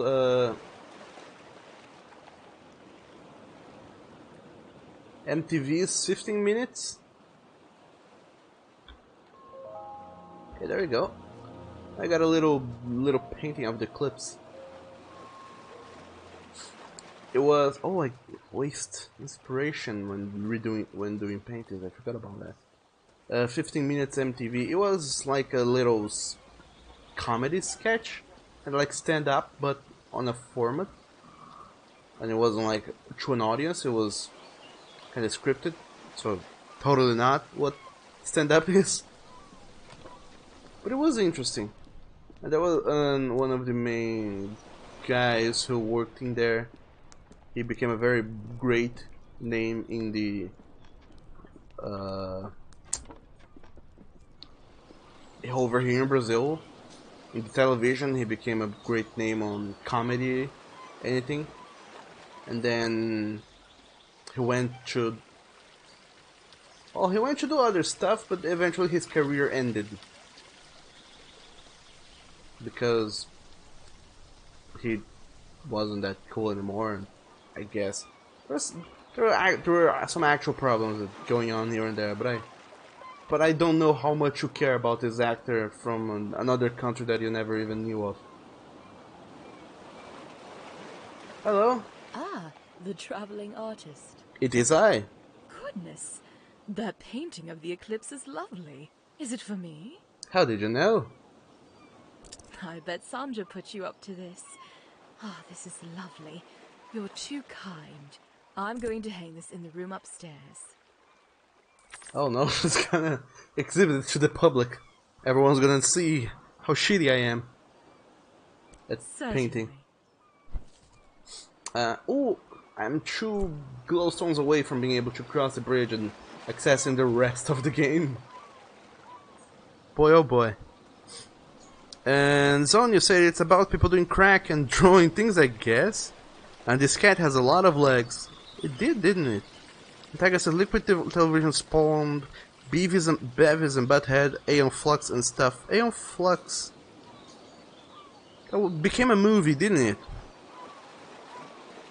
Also, hello there Nathan, welcome to the stream, and yes, we are playing FPS game. It's a walking simulator though, so it isn't like a fast-paced FPS or anything.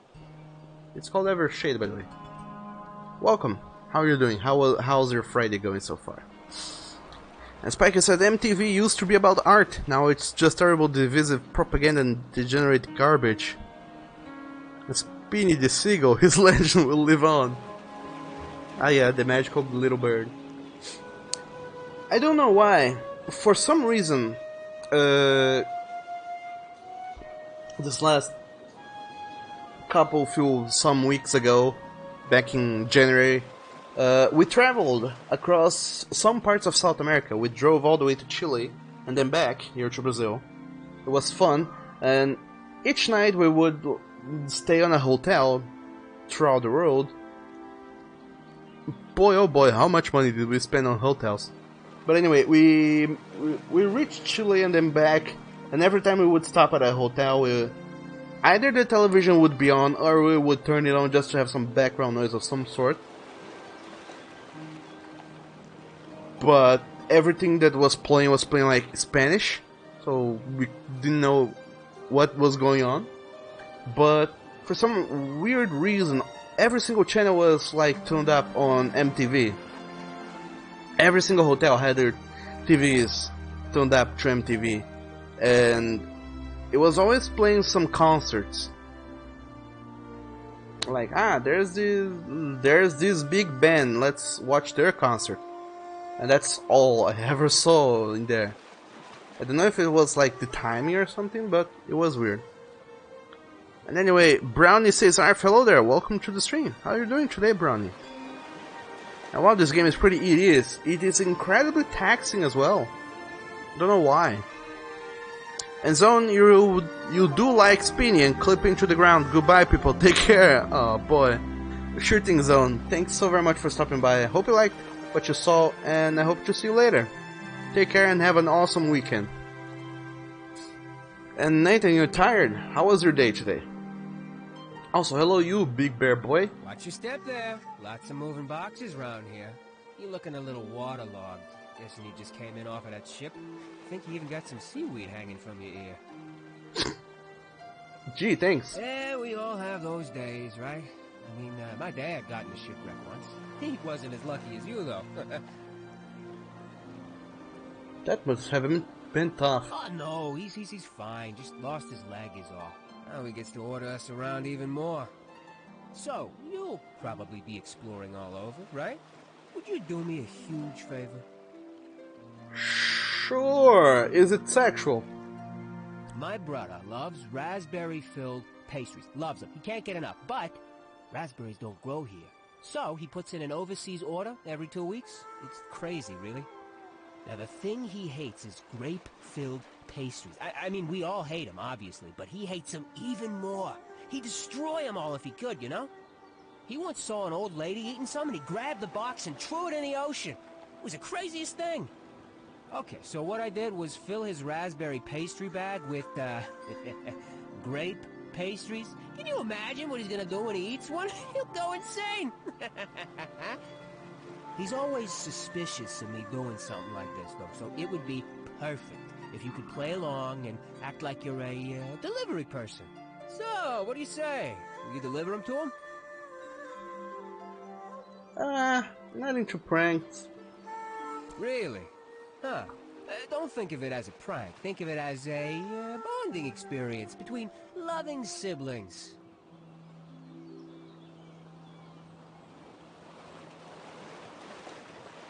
I mean, I'm sure that the game devs had, like, they put a story in here, they want me to go through with it in some fashion. But then again, it's like, what? Why? Force me to go through this? It's such a lovingly game, why would I go about doing this? Why? Nah, thanks. Take these anyway, just in case you change your mind. Maybe you can find someone who actually likes them. Just kidding. Everyone hates them. Ah, but grapes are so good. God damn you. Anywho, now I just remembered that, oh boy, there's a coach driver in there. She can take me to Vula, Way something. Get out of the way, Lenny. She can take me places. She or it or them or that can take me places. And Brownie, you're not great still, but feeling a little bit better? Question mark? How are you doing? I'm doing good. Just enjoying the day, you know. Being a dog and all. I'm playing whatever this game was called again. I already forgot the name of this game. Ever something. It's a lovely little atmospheric game about walking around. I like it. I worry that it might be a little bit too slow paced for some, but at least now you don't have to buy the game to see what it is like, because you already can see me playing it. But anyway, that's how I'm doing. Other than that, I'm super excited about my other projects too, which I want to talk about. Yes, thanks Tiger, it's Eastshade. There you go. And Bear Boy say, if only you have never had that grape-filled pastry, but that kind of sounds intriguing actually. Grapes are awesome, even and severely underused because they're expensive. Well, over here at least. And question mark because we're not quite sure. Well, and yes, being a dog, that's the way. That is always the way. So you were hiding this fabric down from me, weren't you? Oh, you. Oh, cats.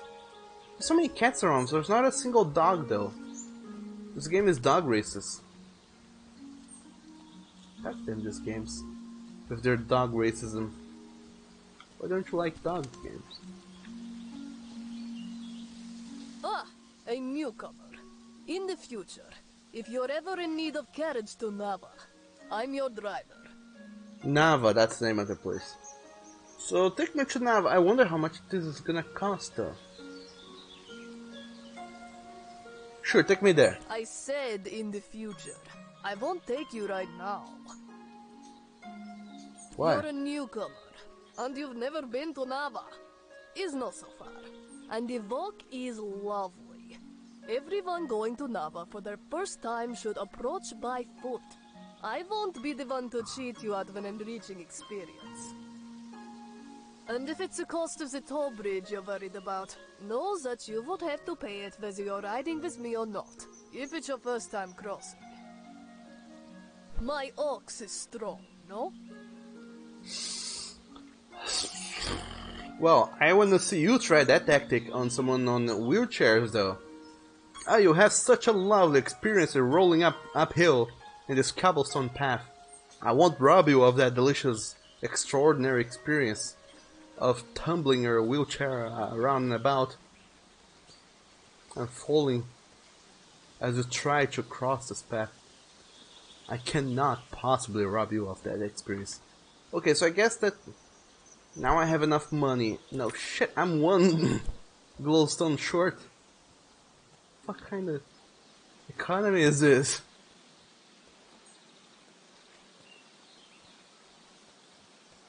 God damn it.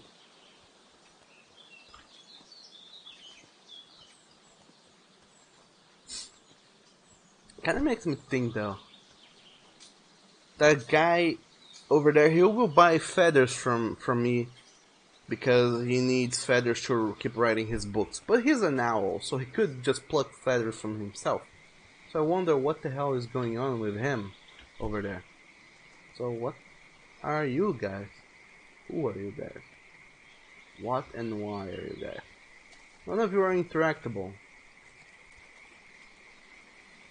Well, sure, just stroll around in your little thing and go away. So I'll pretend to never have seen you, you will pretend to never have seen me, and each will go their own way. In peace. Also, I'm gathering stuff, I don't even know what this stuff is for. Maybe I can sell this. And Brownie, you said, yeah, that part is true. You remembered why you don't eat them much now. Because they're expensive. Also, what's up, honey? You're with your squeaky toy trying to scare me. Now I've grown used to it, I won't get scared as easily. Unless I'm playing some actually scary game, but this isn't scary. I mean, it has the potential to be, but...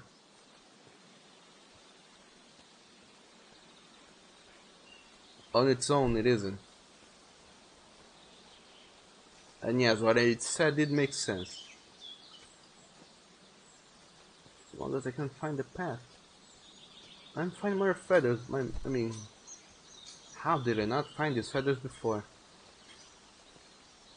Okay, now to sell all of them, get rich, and run away. Bye. So, like I was saying before, I have a lot of side projects. One of them is the Discord people wanted to play Dungeons and Dragons. Or rather, Teddy wanted to play but he didn't have a group to play with. He wanted to play with online friends but they never agreed on a date to play. And he tried to play with his IRL friends but none of them paid enough attention to make playing possible. So I guess they had low attention spans or weren't interested enough in the game or didn't take it seriously enough.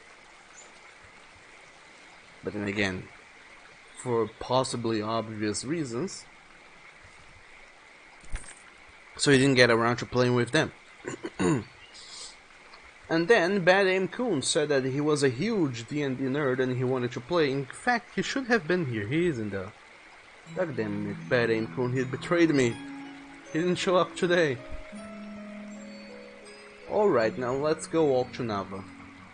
Very slowly even, if possible. And he said the other day that he was just watching some people play Dungeons and Dragons, or as he put it, a D&D show. Oh, what a nice little place it is. I'm so going to go and take a picture of this eventually. And he said he was just watching people play, and I asked, why are you watching people play instead of playing yourself? And same thing, I don't have whom to play with. And then I said, well, we all should go and schedule sort of a Dungeons and Dragons thing with the group.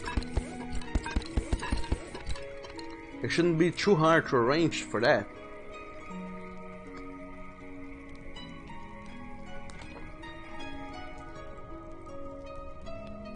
Onuzur's house. Oh, here I am. Gonna steal some of your shit, I hope you don't mind. Pilfer, I mean, which is the more formal word for getting things that do not belong to me, but are kind of laying around.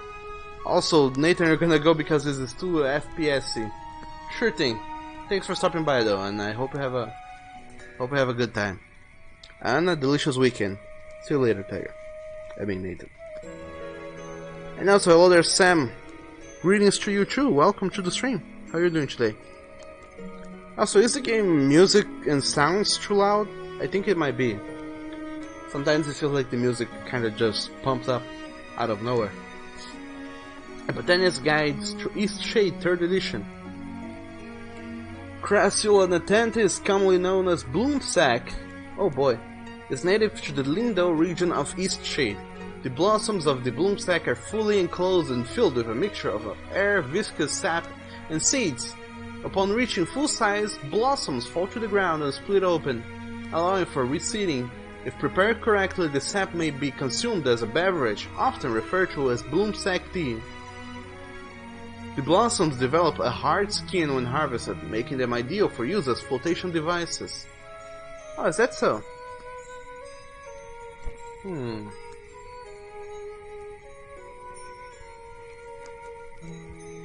Sam, you're late because I had a math test and had to ask for more time to do the test, so stayed after hours. Don't worry. And welcome nonetheless. How are you doing, Sam? Hello, can I talk to you? Oh, hello there. Mind the plants underfoot. I What can will I try. do for you? What do you do in Eastshade? I spend a lot of time studying and documenting new plant life. Just yesterday, I believe I discovered a new sort of lily pad.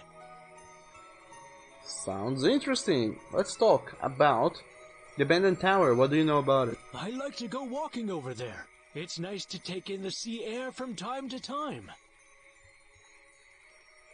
It was destroyed such a long time ago. I was only a child, so I barely remember what it looked like. I like to go walking over I already there. asked you that. As far as I know, he left Lindau a long time ago and never returned. Unfortunately, he and I did not get along terribly well. Oh, that seems to be your opinion on those things that I actually care about. And Samuel said you're so happy. The teacher said you did great on the test. Oh, congratulations, Sam. Mind the plants underfoot. That is good of you. But anyway, as I was saying, I decided to go. I told them to, just try and get a game going. But they didn't. So I started going and doing a little bit of research on how to game master the Dungeons and Dragons session. And I'm going to lower the video quality because this lag is really out of control.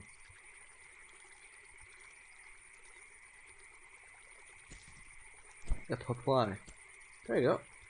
It's a little bit better. Just a little though. It's still laggy. La la la.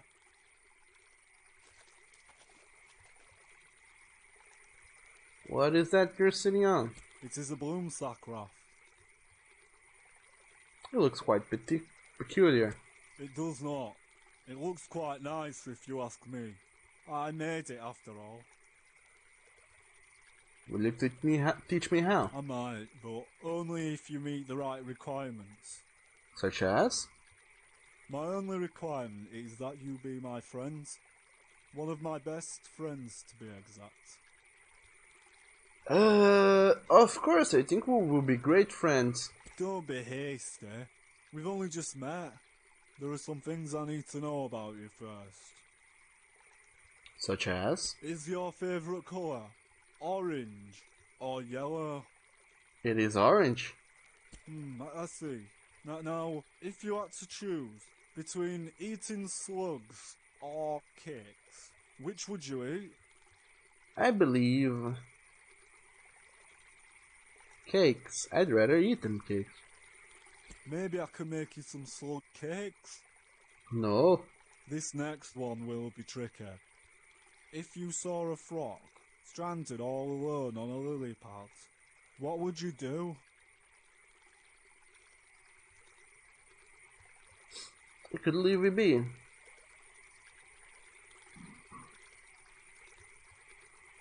That is rather heartless.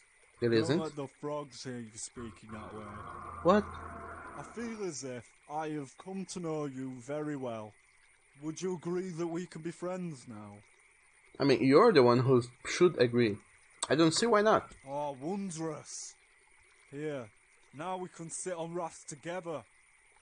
You'll need some twine to keep it all together. I don't know how to make that, but Owner has a lot of it. Thanks, Bojan. You also need wax, and that's very hard to find. Sometimes there's still candles, but don't tell Owner. Well then, a raft from Bloomsack is a new quest. That fellow named Bojan taught me how to make a peculiar raft out of Bloomsack. The materials call for twine. He said owner can help with that. Twine. Don't I have that? I know I have roots, of which I can use to make twine, I suppose. So let's go back a bit and talk to you. Hello there, Bojan. Owner. I overheard your conversation with Bojan. He'll be so excited to have you as a friend. He's a very special individual. There's no one who loves rafting as much as he does. Though he can be difficult at times, he's a kind soul. I appreciate your cordialness. You're welcome, I guess. How can I make twine? Ah, a blossoming botanist, I see. To start, you'll need some roots. You can find them at the bases of trees. I can show you how to make twine, but it is a process. I see you're a painter. I would so love some artwork in my home. I'm quite partial to sandy beaches. What do you say? If you make me a painting, I'll teach you how to make twine. Oh my dog, I'll see what I can do. I look forward to seeing your work. Mind the plants underfoot. Oh boy, everybody here works on some sort of delirious bartering system. I have to do stuff for them, that's so they will agree to get stuff done for me. That's not how the world works, you know. I could just give you money, throw it at your face, and you would have to teach me how to do this stuff. But anyway, this is Eastshade, everyone. It's a delicious little game about exploring and making paintings and whatnot. Normally I would go and keep playing this game for the remainder of the stream, but as the title of the stream implies, I have to work on some comic book art now, so I'll get around to doing that. Nonetheless, I hope you guys enjoyed this little game. I know I did.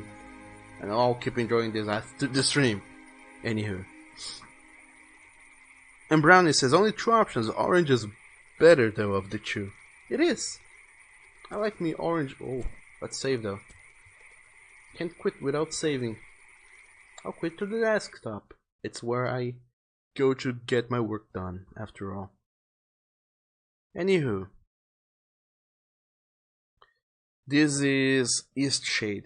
Also another reason why I'm quitting this game right now is because I have not yet played 2 entire hours of this, which means that if I'm being a cheap bastard, such as the one that I am, I can go and get it refunded on Steam. Not that I plan on doing that, I plan to playing the rest of the game, you know. But should the situation call for it, I could easily go and refund it. Not my plan, but I'd like to keep that as a possibility, because as it happens, like I said, I spent a lot of money last month and I don't have enough money to go about throwing it around and about, so it's good to have that option.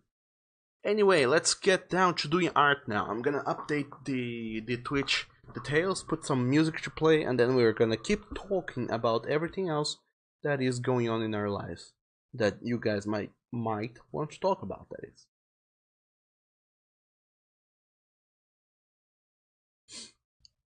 And also, Zoloki says, much cheap. Wow. I am a cheap bastard. That is what I do. I mean, I'm not made of money. If there's something I can do to, you know, save up on money or stuff, I will do that. Better believe I will. Anyway, let's play some music.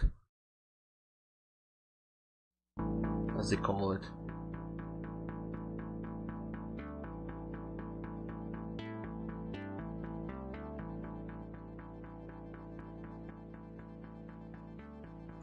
And Sam says, may I share some funny stories that are happening in your school? I mean, of course you can. Don't see why you cannot. And Zoloki says, just rob a store. I mean, that is a possibility, robbing a store, but that's not something that, you know, a lot of people would agree with me doing. Such as the law.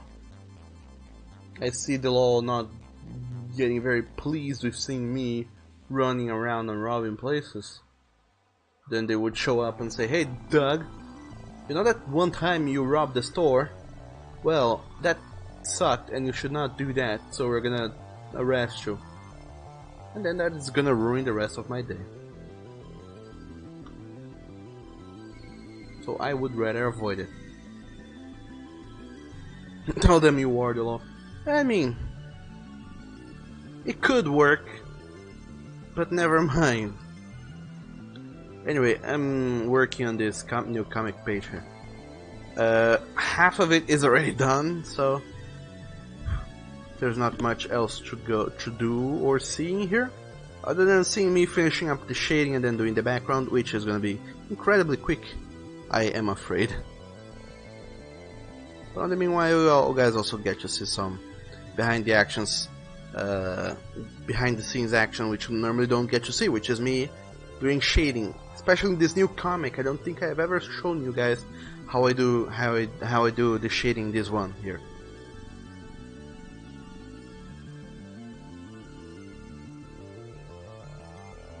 And Oni says, Rob, from you got nothing Gus. And Sam says, so there is a hole in the wall of your classroom, people keep throwing and putting things inside of it. These things go through either your class or the neighbor's class. They put juice and deodorant. Oh my god. The people in your school are I forgot how the word is. Vandals, I guess. Anywho, painting, shading, doing things.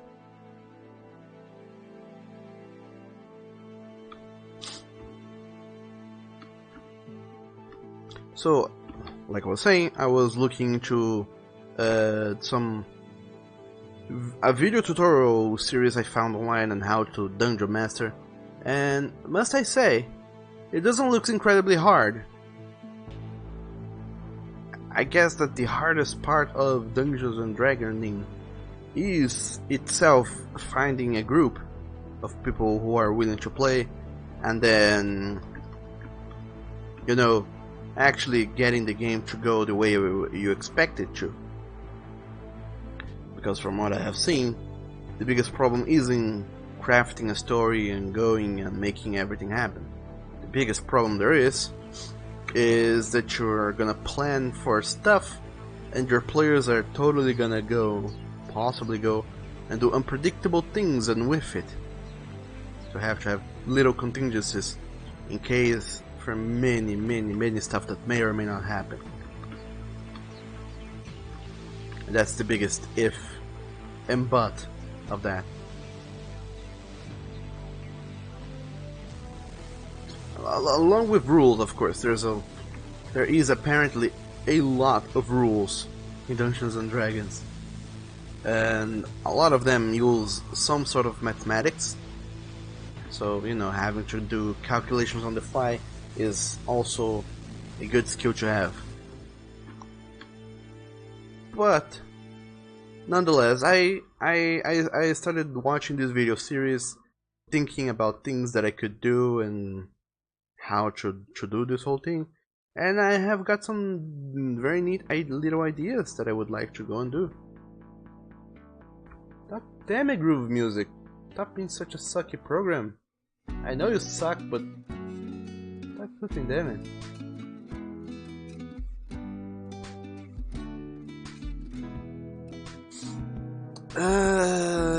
Oni says I banned Sam from high school for vandalism. Sam is the true juice there today.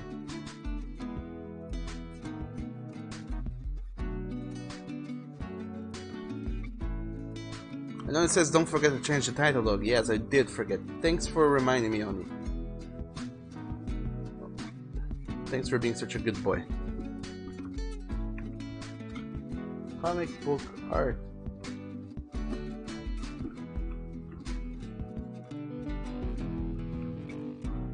Page, this is page 17. I'm gonna throw that in there.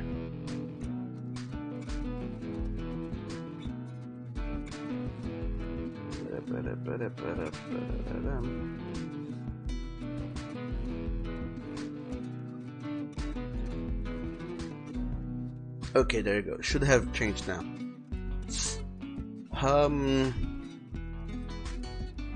So, as I was saying,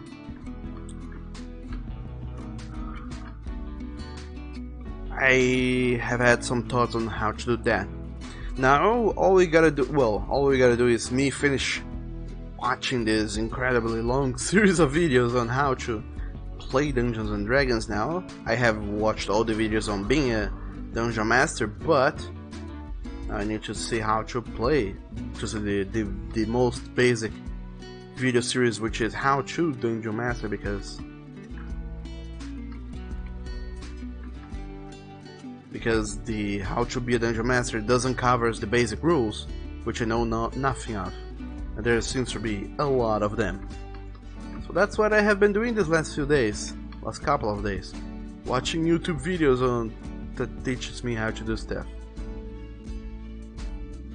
And then I want to organize a day, possibly in the weekend, which we're gonna gather everyone around and have a little game session. I also,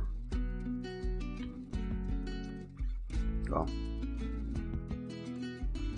aside from that, I also plan to use a little bit of the experience I have gathered in the couple of well, not couple, but like 3 times I played tabletop RPGs.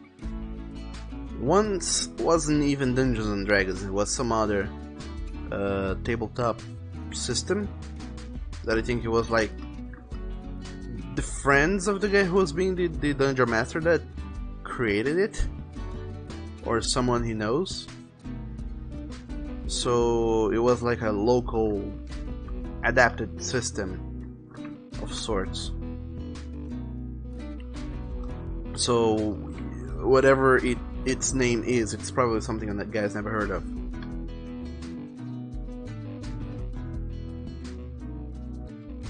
And the other time I played was Vampires the Masquerade, I guess was the name of that. And the other one time I played was actual Dungeons and Dragons.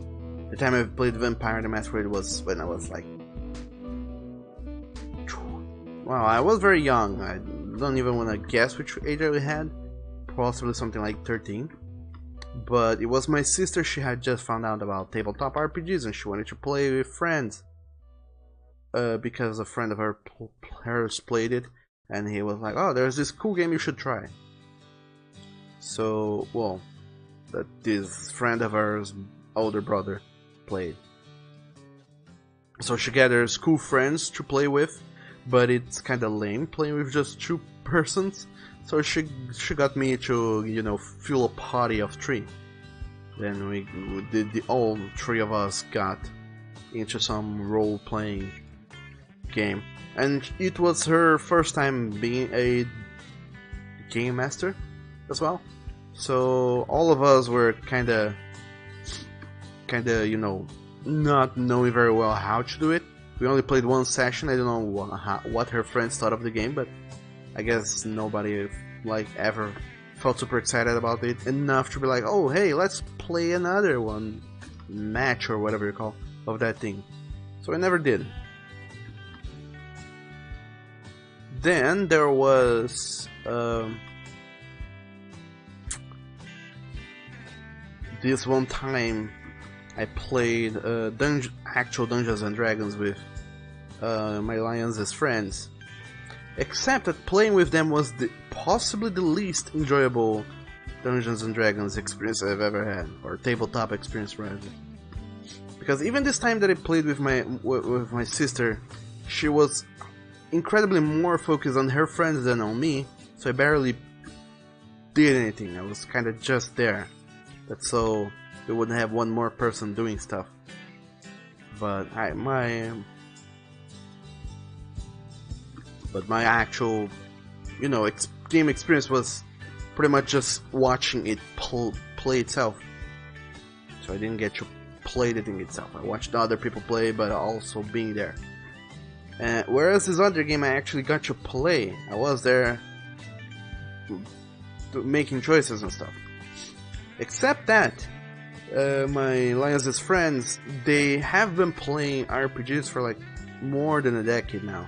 They grew up doing this, so they are in no way novices where it comes to the system or to role playing or, you know, the group report. They know one another. They have known one another, so they know exactly how to play and replay and keep playing this game over and over and over. So it's endless, pretty much. And when then they said, "Hey, how about you guys join and start playing with us?" And I said, "Sure, let's go and do that." and it was not very fun, or rather enjoyable for me, because first of all, there was this huge long campaign they were doing, and then you kind of drop in the middle of it. You'd have no idea what the hell is going on. Everyone's already doing something, and everyone knows what they were doing or trying to get. Whereas I was kind of just there. I randomly showed up, and was like, well, here I am. And so not only was I feeling lost and confused, but also when the back battle section began, which was kind of random. I didn't even see where it came from. It kind of just happened. They didn't bother with explaining why we were doing what we were doing again. When the battle section began, I didn't get to play as well, because all of them, knowing the rules as much as they did, all of them were like, you should do this, or rather just go and do that instead of doing this. And I kept thinking, what do I do? How should I go about this? And they said, nah, just do this, do that. You pretend you did this, or do that thing, instead of talking me through every single rule and every single dice roll. They're kind of, nah, let's auto-resolve, let's get this thing going, instead of stopping and explaining exactly, okay, so these are your points, you roll this, which means you add this many points to that other thing over there, which sums up these many points. They didn't do that. They didn't tutor me or explain to me what was going on. They just said, you got this, and there we go. I guess like I said, because they knew each other so much and they knew the game almost inside out, they would have been bored out of their minds to slow down their game, to talk me through it. But still, for me, an outsider, a newcomer, it was incredibly not enjoyable because of that. And then I never played again until this other time when I played with friends. And it was on a new original system, and it was fun, but like I said, you guys wouldn't know of this system. And this was the coolest time I've ever had playing tabletop whatevers. But I kind of still felt a little bit kind of awkward, because I only knew the game master. I didn't know the other people in there, so it always felt like a little bit awkward throwing in like role playing and interacting and being like, okay, I'm gonna do this, I'm gonna do that. It just felt weird. We didn't have a good rapport enough. But the entire whole thing was fun. So I wanted to do more of that. But then again, they are very busy people as well, so I never got to doing any more of that. So we only played the first session and then never again. The game died. But then I realized that maybe I would have had more fun just talking people through a game instead of being a player in one myself.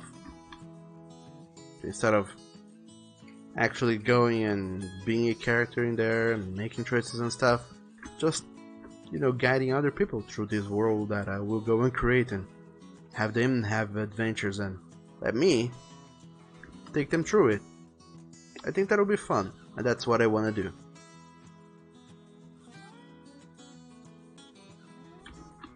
And there was no point to this thing. I just wanted to talk about this.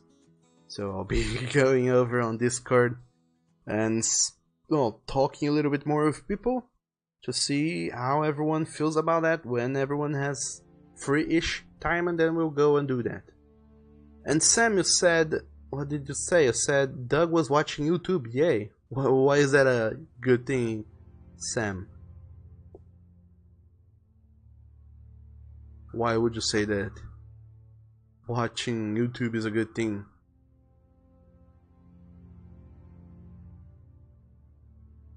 And Oni, you said you being the sing being. Why? And Samuel, go to the pure bucket. What do you guys have against being just here? Why do you have to be in the place, inside of a physical thing? Dog damn you. Well, anywho.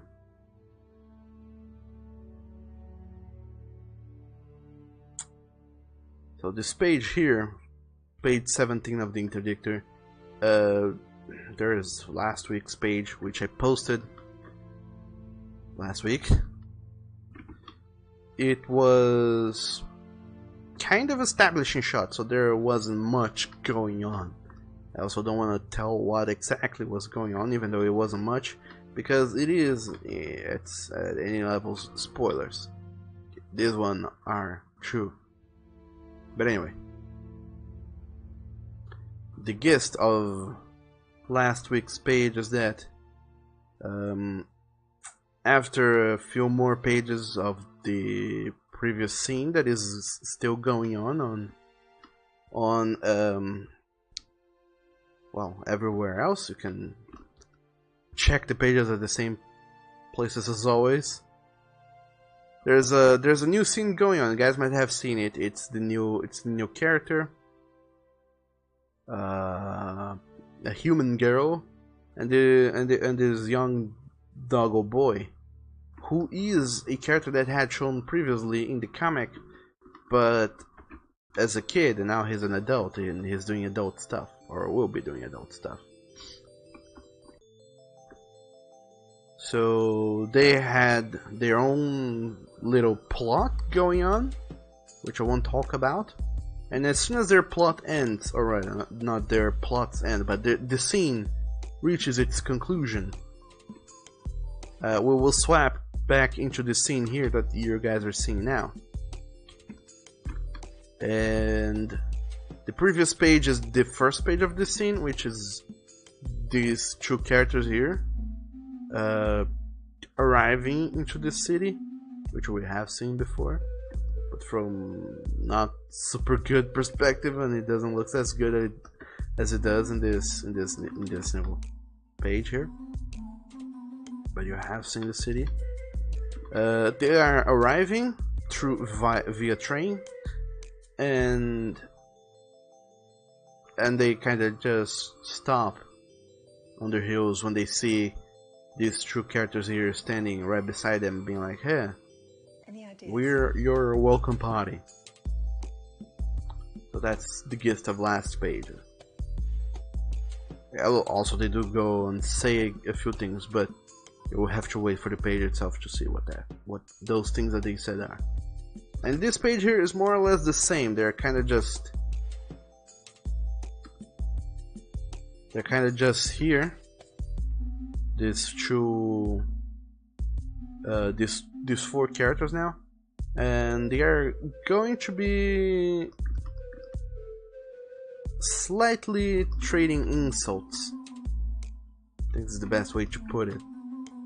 They're gonna be trading. They're gonna be trading slights.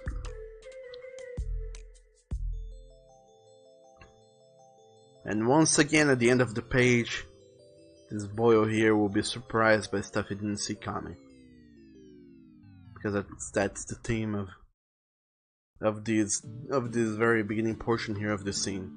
It's people being surprised.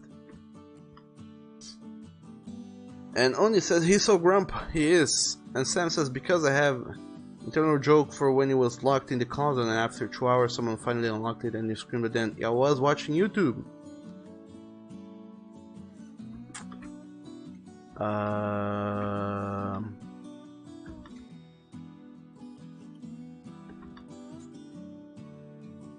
I have so much I want to say, but so little I know happens to be adequate. But there you go, Sam.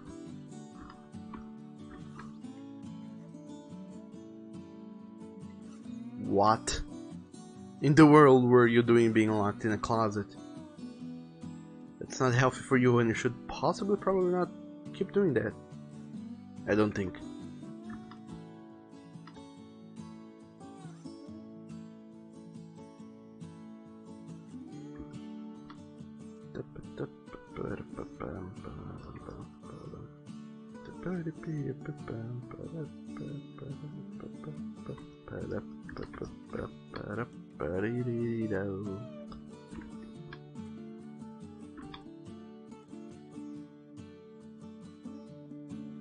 And also, this weekend, I don't know if exactly on this weekend, but sometime between exactly now and Monday, I'll try and do a little bit more work into the visual novel stuff, and so on Monday I can actually go and stream it.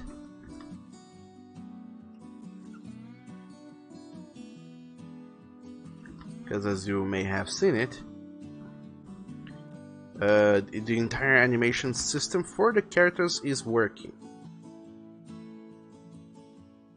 So all I gotta go and do now is make the rest of the animations that will be manually animated. And because they will be manually animated, I do not think that I do need to go and write scripts or anything. I just need to go and do the art, which will be possibly the most annoying part of it. And after doing the art, I just need to set it up and get it going. I'll be throwing it in there. Possibly I'll be writing a little bit more script for it too, so we have something new to add to it, something more going on. Because what is a visual novel if not a long ass script, a long ass story? Whereas I have ideas for a story, but I don't have the story per se written already. So those are the things I have to go and do. I have to write down the entire story,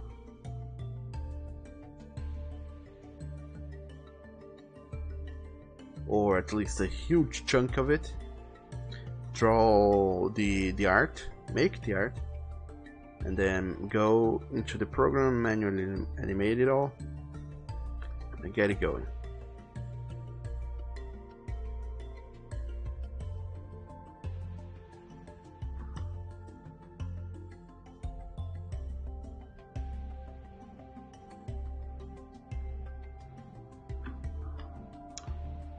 And Oni said, "You come into my store, steal my items, and call me a liar. Good sir, I shall call on fisticuffs." What are fisticuffs? Is that another fancy word for handcuffs?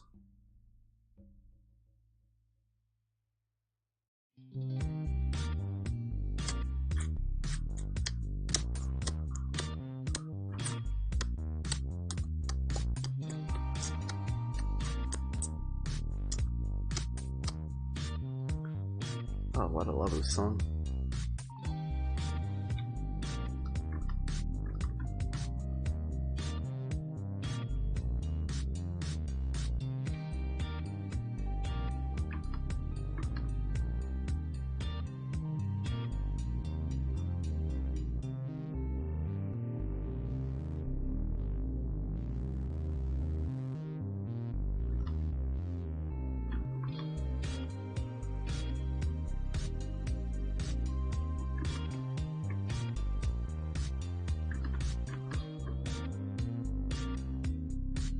And you know what? On top of also being okay, having had a great week thus far, I am actually very tired. Would like some rest, which I will take after I'm done with this new page here. After I'm done with the page, and also go and throw in the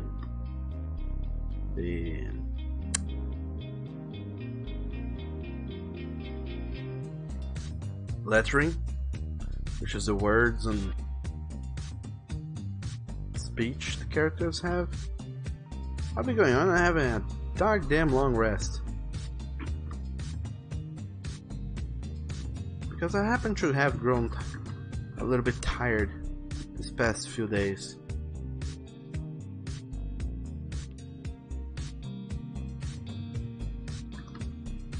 But I don't mean just physically tired. I mean, more so mentally tired and exhausted of, well,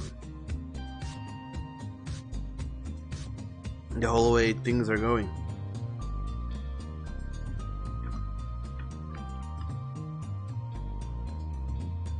I don't know exactly how to explain this. By this I mean what I mean with the way things are going.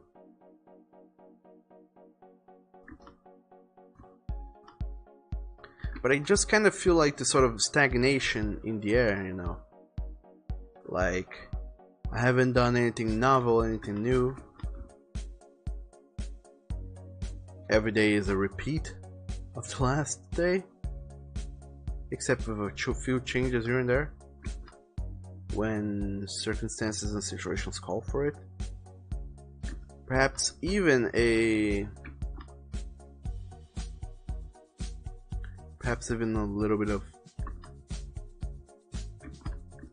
little bit of innovation one day or another.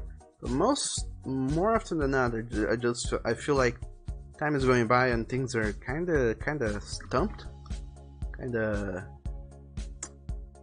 What is the word that I'm looking for? They have stagnated. And whenever I get that feeling that things might be stagnated, I get extremely mentally exhausted and kind of feel down in a way.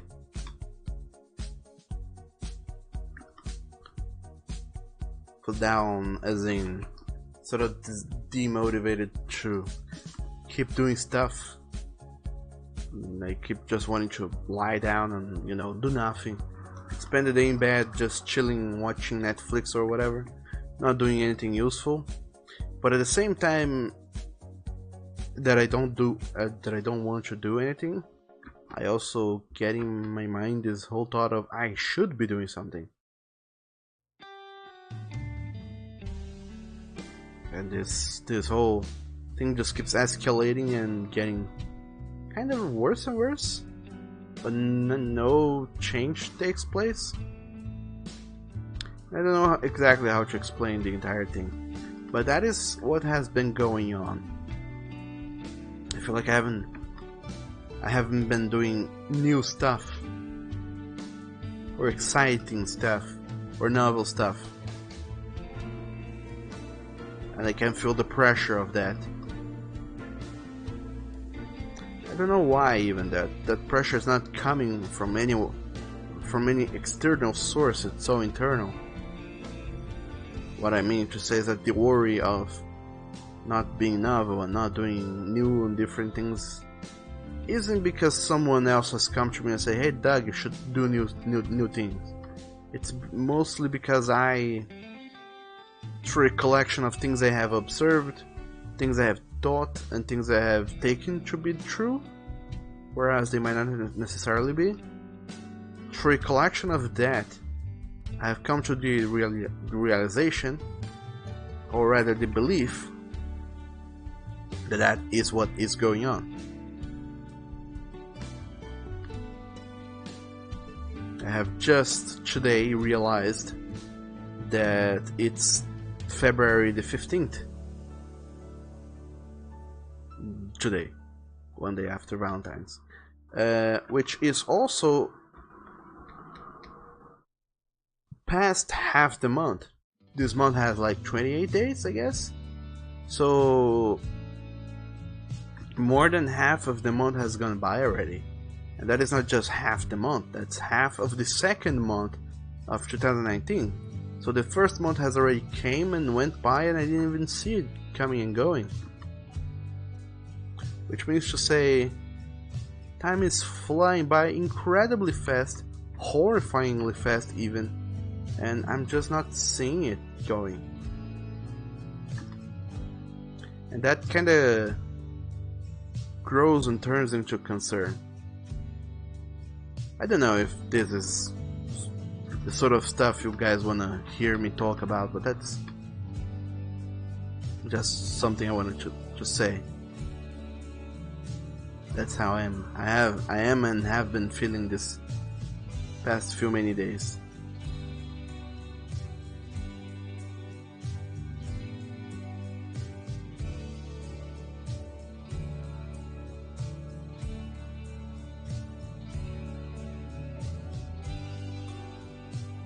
And Sam says that you have been thinking a lot and putting a lot of thought into your new project. Just doing that can be mentally tiring. And then he says if that dog was scolding you, you would have been scold me hard, Daddy, makes me moist for him to cut the lectures. And Samuel said also when you start to have regular non-hectic days that... What? When you start to have regular non-hectic days that just keeps repeating, you get tired because you put too much thought on it. Yes, I mean, now more than before, I am seeing and feeling the passing of time a little harder and with more strength than I would have before. Before, like, when I was young, per se, I had things to look up for, so it was like, I want time to go by that so this or that one specific thing will arrive. Like, oh, I'll be an adult, I'll finish school, I'll be doing this, I'll be doing that, I'll be doing stuff. But now, well, I have not accomplished half the things I wish I had done from my life. And now I just have these projects that don't necessarily have an end date. They're kinda there. It's like, okay, I will constantly work on them until by whatever reason someday they happen to end. So there's no end in sight, which is not necessarily a bad thing. But when there's no end in sight, the passage of time becomes blurrier and blurrier. Which means that me just looking at the years and saying, wow, an entire year has gone by already, and I didn't even notice it. It makes me dread that the time is passing faster, or not necessarily faster, but time is passing. And I'm not fully and wholly enjoying it. It's kind of a... Time has gone by and I did nothing of worth. Not that I didn't do anything of worth, of course I did a lot of very worthwhile things.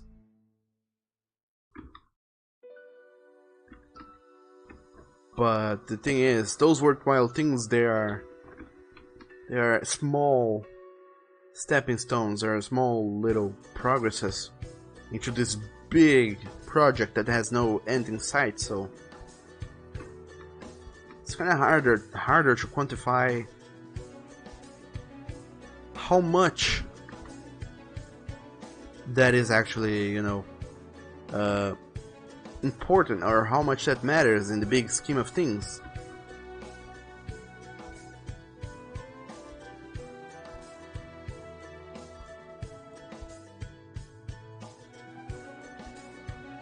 I don't mean just comic book wise things or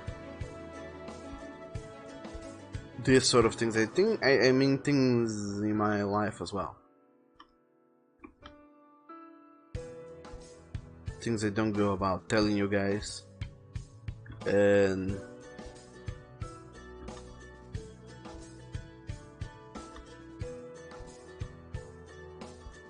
many other smaller types of things.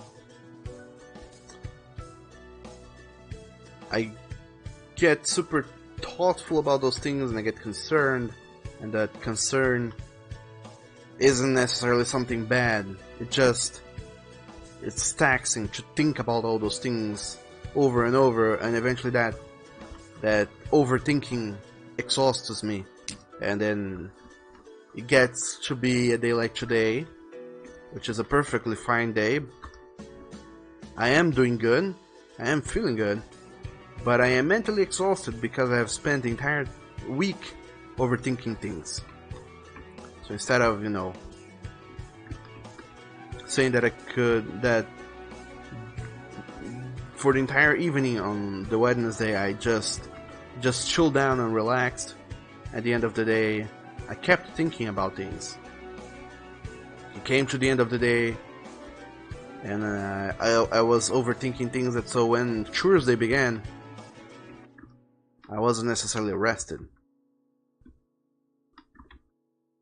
And that's what I mean.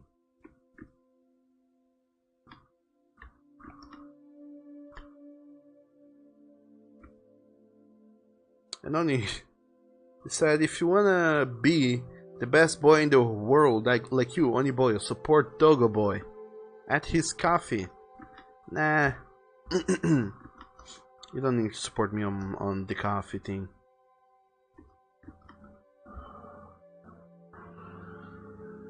So you see, I already have a patron, so I guess I don't know how coffee works. It must be just as good as Patreon, whereas some things are concerned.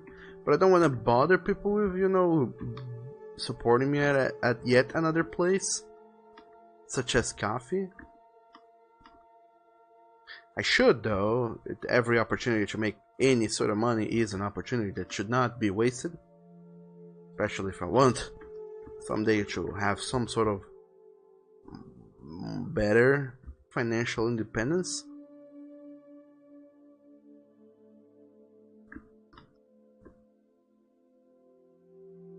But people already support me at Patreon, so I don't want them to be like, well, now I am supporting Doug at Patreon, at Twitch.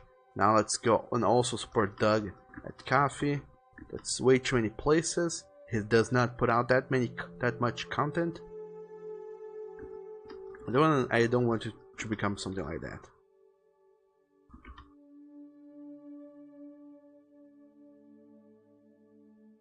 And then you said Doug needs more coffee, and coffee is like a tip jar, Doug.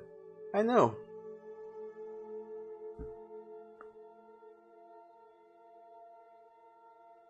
What I mean is that if people really want to support me, they already have the means to go and do so. They have Patreon, they have Twitch, they have... What else do they have? They can also just straight up donate straight into my Patreon, so it doesn't go through a third party site of any kind. They can just go and do that. But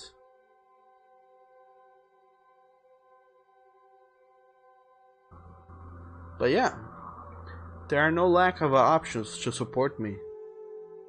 I don't even know what I mean to say anymore. Sorry. So, like I said, I am mentally exhausted, possibly a little bit checked out. So I'm sorry if I'm not being like the most entertaining that I have ever been. That is part of the reason why. So what I'm gonna be doing here now is the background. In fact, I did not even go and tell you guys how I did this whole the shading here for this comic. Let me explain real quick. So first, what I had done before in the first few pages was to just paint it all gray and then use the brush to go and shift the color closer to black or to white. I found out that system does not work and is incredibly tiresome and bothersome, so it shouldn't be used. Instead, what I did was get these characters, actually colorize them. So I have a little file with these characters but in colors. Then I went and changed it to a grayscale, that's so I got to extract which color these are. So theoretically, this character here, all of his colors are supposed to be brown. So he has brown fur color, a darker brown, kinda is a mask, muzzle mask, and a lighter brown that is the muzzle and the neck and stuff, and a much darker brown for the hair.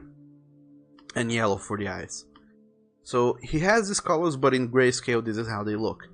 So I got to see what is the character color scheme in grayscale. Then afterwards, shit, this nose should be darker. Then what I did was get the color layer that I did that in. I create a copy of that. Then I call this copy Shade. I'm just gonna call it She, because why not? And then I use the marker pencil. This is a pencil. Let me show you guys how it works. The marker pencil, what it does is it's just a brush like any other, except it doesn't have any sort of special textures or anything. It's just a flat, kind of thin brush. Nothing special about it. The only dynamics it has going on for it is the opacity. The opacity is at a lower value. If it was 100% opacity, which we get by dragging this number to 100, it would be in a flat black brush. So this is 10%, 100% opacity. Then if I press Ctrl and a keyboard shortcut, which I don't know what these keys are for you guys' keyboard, I lower the opacity to 90%. One more press, or 80%, 70%, 60%, 50%, 40%, 30%, 20%, 10%, and the minimum is 1%. You can even see it, but it's there. What opacity does, actually, I'll also leave it at 18 because it's a value I found works really well. What opacity does, it makes your brush slightly transparent, which means to say that if I go and pass this brush here at 18% opacity, it's gonna paint the canvas. But if I pass it again, it's gonna apply that same 18% opacity over whatever I have painted. So this color, this 18% opacity black over this gray leaves this color, but the same brush, the same color over this area here makes it darker. Then if I keep passing over the same areas, it keeps mixing together and multiplying, sort of. That's so when I want to do when I want to do shading, it's really good, because like here I already have the colors, so all I go and do is I want to darken up certain areas, sort of to make shadows. So the entire underside of their muzzles, I just paint it with this low opacity black. And I paint this area. And if I want to darken it even further, I just paint it again. I don't even change the color, don't change the brush, don't change anything. I just keep passing over it to keep darkening it up.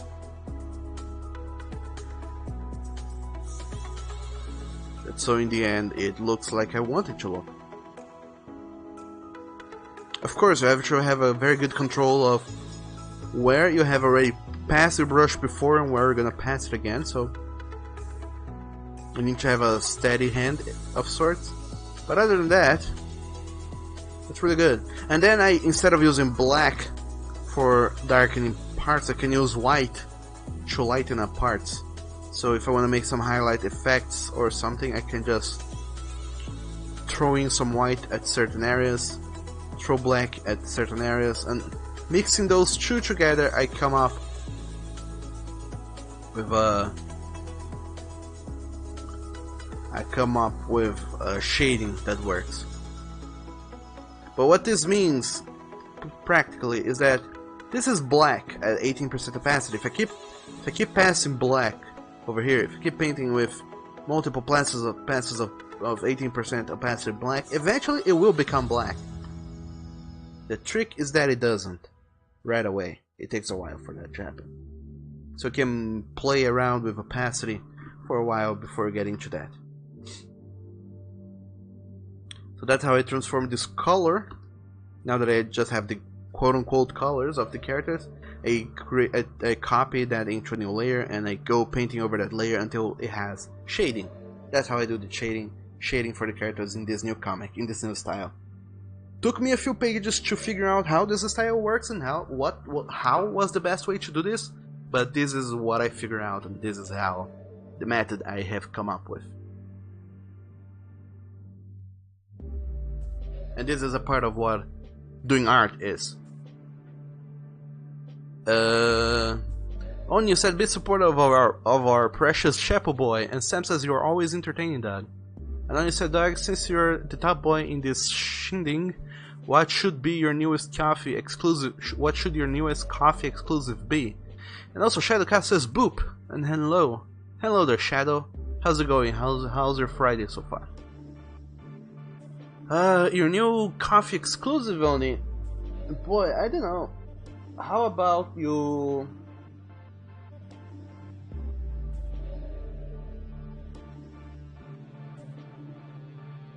What sort of media can you upload to Coffee? Can you upload video, recordings, and whatnot?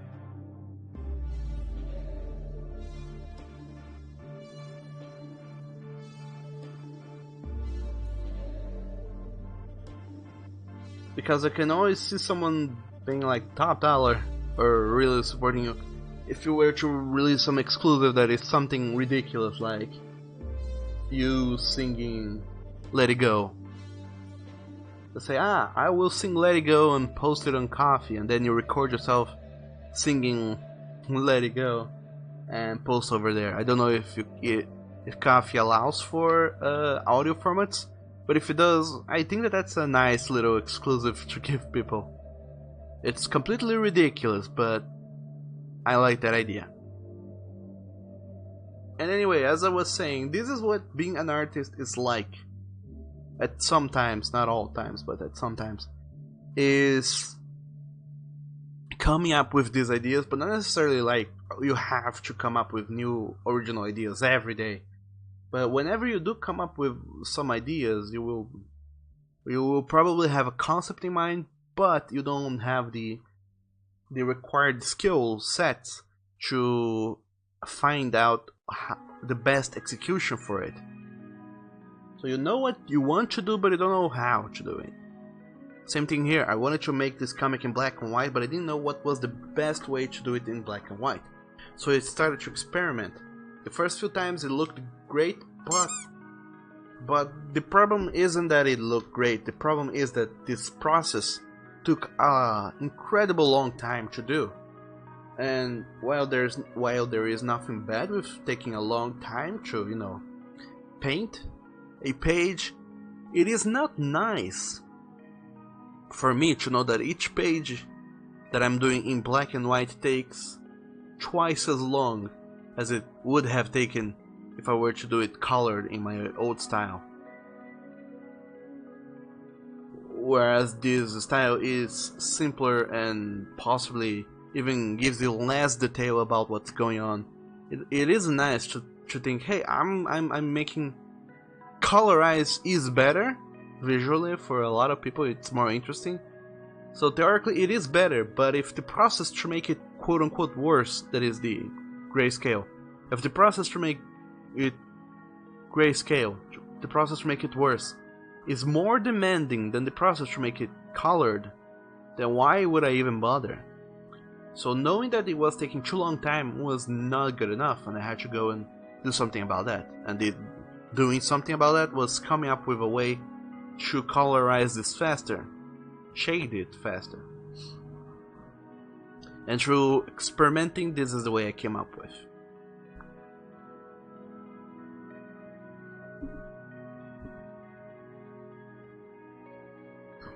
You would of course see that, for example, my older pages, the colorized ones, they are I have a layer for color, and then I have a layer for the shade, but the shading layer is a layer that depends on the color layer, because it has some sort of effect such as multiply or whatever.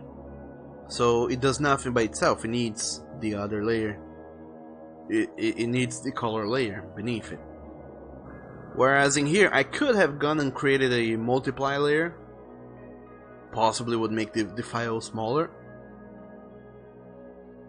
But since I'm working with grayscale and just black and white, if I go and overpaint some area, for example, I don't have to concern that, oh no, I have paint, I use the light beige paint on top of the dark brown. They're not very opposite colors, but they don't very well mix together. So if I overpaint, I can just come in here with my brush and correct that by itself. I don't need to go meddle too much with it. I can just go and make little corrections in the painting here and there. Even if I miss things on the original coloring, such as the color of the nose here, which I realize is the same of the fur, which shouldn't be. Or it's some problem in the shading, like I shaded outside of the margins. Whatever the problem is, it's easier to solve if you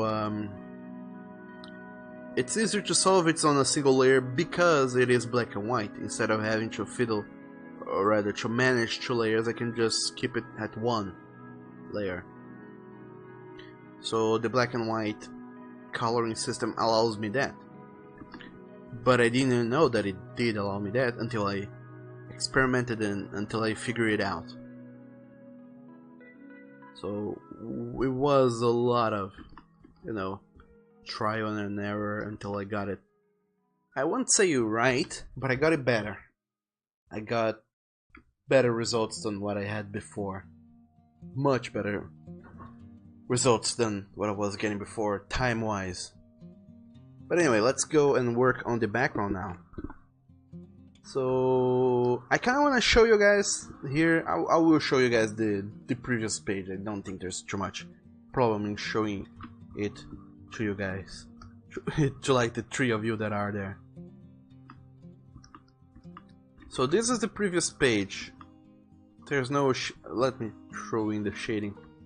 So it is a very big establishing shot. I even posted this on my Telegram channel. So what the hell am I going on about? So this is the first panel. It kind of shows the entire city. There's a lot of work that went into this. I spent hours and hours and hours drawing all these perspectives of this station and these houses and shit. It took me a long time to do. Then there is the train station, which also took me a long while to do, because look at this. There's a lot of details going on. A lot of details that nobody will notice or care about, but they are there. And then for the last few pages here, all that we had were the characters. Here they are walking and they stop suddenly. It makes a frowny face and look at the 2 guys that they're seeing further ahead. But in these ones here, I made really detailed backgrounds, and in here the backgrounds are kind of just colors, midges across the board. So what the hell do they mean? How did I come up with them? So over here, what I tried to do was, without using lines, without using anything fancy, just using the brush, I tried to recreate the same pillar scheme that we have going on here. The pillars is like a black part, which is the pillar itself, then a light little passage there. There's a word, a white gap between one pillar and another, both on the side because you can see the light shining through, and on the ground. So that's what I tried to do here. Have a black, or rather a darker color coming up here to serve as the pillar. So we can see a few pillars here, then a white gap between pillars. Of course, they look incredibly crooked and not straight at all, but they didn't have to be. It's very abstract, this background here. Then I did the same thing for the floor, but horizontally. So black shadow, then white light going through and going on. And here in the back I tried to mimic the same color scheme that was going on there, just a mix of gray and white, just to make something go on. Same thing here, I put on the pillars, so one pillar and then a gap of light and stuff. And on this other side here, I did the same thing but on the opposite. So imagine that, for example, just 2 pillars ahead of them is the last pillar, and then we just have a big, huge opening where light shines through, but then there's a wall on the back. This is what I try to imagine here. There's just a hole in the wall, a passageway or whatever, where light shines through, so I wouldn't go with the pillars here. So there's no pillars to be had, just light coming in from the left, which is the opposite direction. Here light is coming in from the right, but then since they are across them, light comes in from the left, which also helps with the whole composition of the page. So that helps. When we go to the next page though, we don't have anything to follow as a background, so I can use a mix of both. I can use a mix of what is the composition. So ideally the composition is some sort of line that makes this motion, or I can just mimic the same thing as before, have the pillars in some panels here and not in others, and see how far I can get away with that. So I'm gonna use the selection box to select whichever panel that I'm gonna be doing the background for next, and then I pick up my flat low opacity brush at 20 or 30% opacity, whichever works fast. I like 20% because you get results fast, whereas 10% takes too long to change from one shade to the next.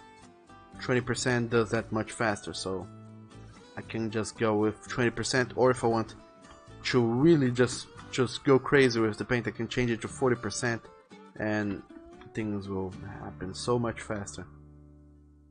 But then for more nuanced effects, 40% is it's not good. It's no bueno. So changing opacity on the fly, like do a few brush strokes and change opacity, then try it again and keep going on about it. Such as here, for example, I just wanna brighten up the entire background. So what I do is I lower the opacity and just make a pass of white all over the place, just to lighten up the background. If my opacity was at 40%, it would actually whitewash everything. I don't want that to happen, so I just throw in a low opacity. So you keep changing opacity and making several brush passes left and right until you get the result you want. And also, what's up, Oni? You're doing them awoo's. What's up? What's going on?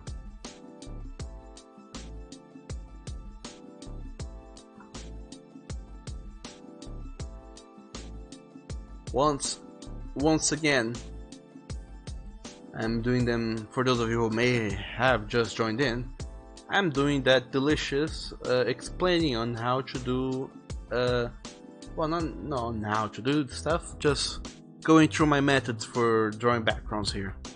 Because those of you who are aspiring artists, or those of you who do art on your spare time or whenever, for whatever reason, there is a huge ass chance that you are not very fond of doing backgrounds. And doing backgrounds is a thing that, like, it's not, I don't find incredibly fun as some people would. There are other things that are more fun to do, art-wise.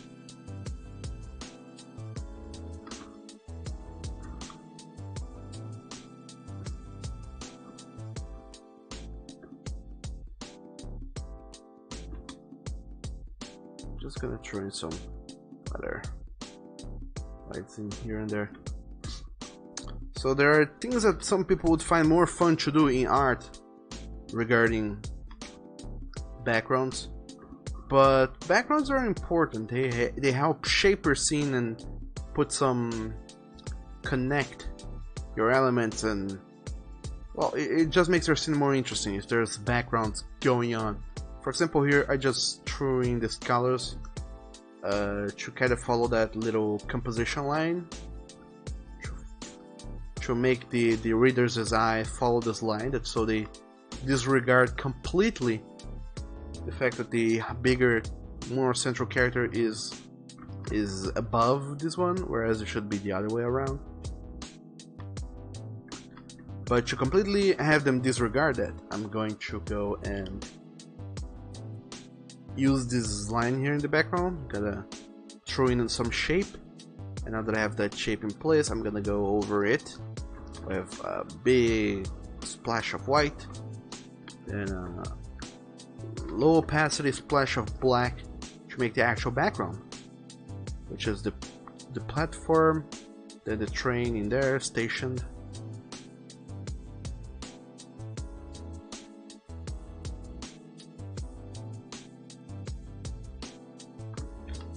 Maybe some high opacity will help me shape the string faster here.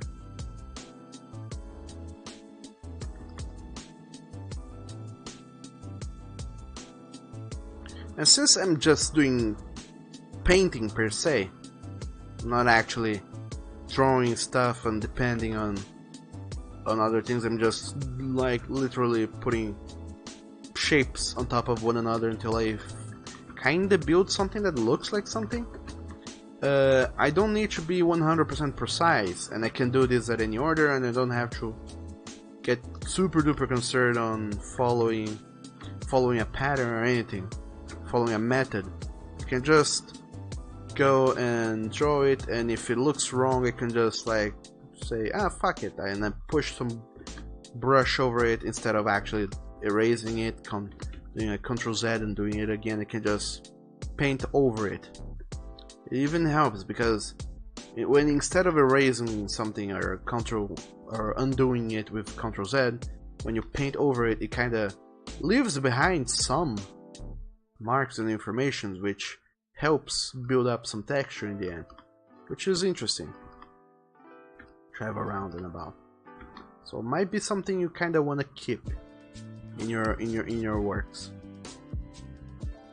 Might be, not saying it totally is and you totally should, but there is the possibility that it might be something you kind of want to keep. That's a little heads up.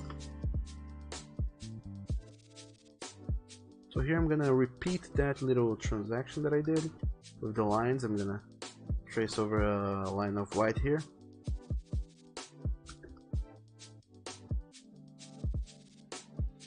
I'm also gonna darken over the top here a little bit further. Leave it like that. So this background here isn't like, whoa, incredibly detailed and you can see everything. It's not like flake or anything. It's kind of just there. You could mistake this completely for anything else. Most people would not even realize what this is unless they had someone tell them what this is.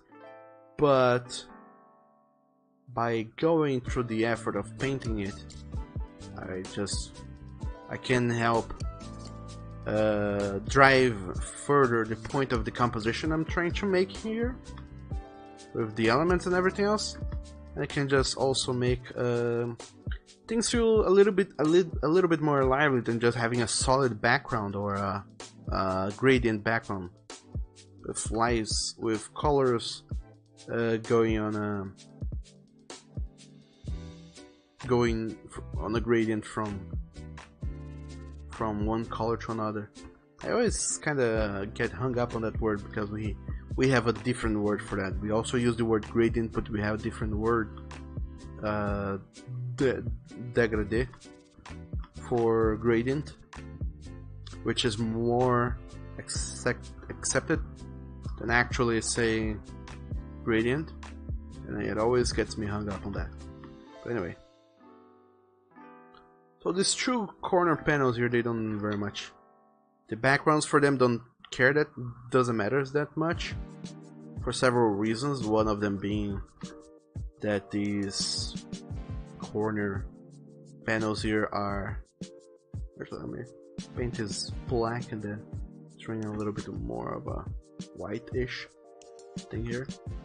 They don't matter that much because there's so very little background being shown that you might as well not be able to see it altogether. So whatever goes goes.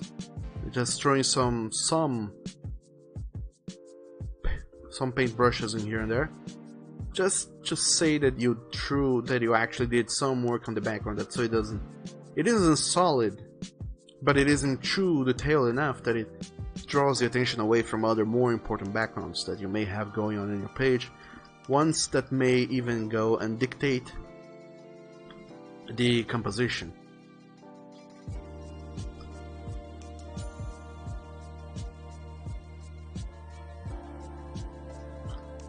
So even though here in the previous page I did that color in the opposite direction, here I'm gonna, well, on one direction here I'm gonna go and do the opposite just because I can, pretty much. But I'm also gonna throw this color in here to close off that shadow on the top, to make it feel like it doesn't 100% connects with the top frame. Make it feel like it's something individual. Just so it doesn't feel like I'm directing you too much. Like not make it feel like I'm straight up drawing arrows and saying, follow this arrow. Because when it comes to composition, I find it incredibly insulting when, well, more so talking about YouTube videos, thumbnails, when someone just goes and throws arrows in there, because arrow is like the laziest way to catch someone's attentions. It works, it goddamn works wonderfully, but it's like super lazy and cheap and completely uncharming. It's like, sure, might as well just scream up free money or something with how cheap that is.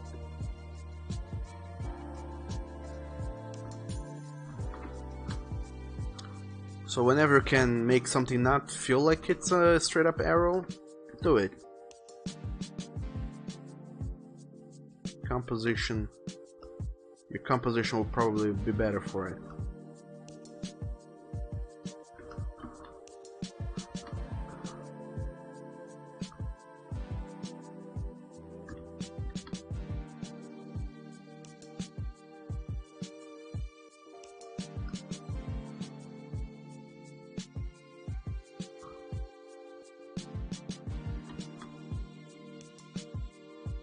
But then again, you might end up with something like this that had such a busy background going on that it might be best to get a low opacity white and then just paint over. That's how you undo your entire background with lower opacity brushes, so it doesn't pop up too much. Because that's not what you want. You don't want your background to pop up 100% and make people focus more on them than what's going on ahead of them. Anyway, I think that this fits just enough. Doesn't look too scandalous, but doesn't look too simple either. It has something going on there. And then there's these panels such as this, where it's like a close-up of a character doing an expression.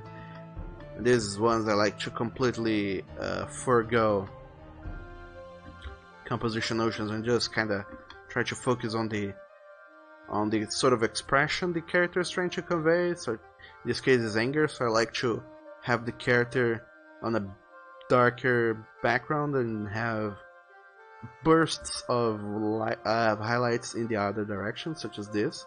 And it feels like the background is exploding with the shapes that I'm doing here. So instead of doing a radial gradient, I do a more sharp and edgier, as in there's more edges going on all over the place, an edgier, if you will, gradient. Instead of being 100% black, it's instead of being 100% round, kind of like the the gradient here in the third and fourth panel. This one is a bit more angular, which kind of helps to also accentuate the expression that the character is conveying on the foreground. And then we have another panel such as the third and the fourth, which is just a close-up from the character, so there's no need for fancy backgrounds. Unless it's something like the previous one, which this one is, where we're trying to convey a character emotion. And when you get to those cases, I like to use a color that make a gradient with the color that represents or better matches what the character is going through. So sometimes a character will be going through like some sad thoughts or anything, so I'll try and use lots of blue and purple. Sometimes the character will be having happy thoughts, so I'll be using shades of yellow, red even.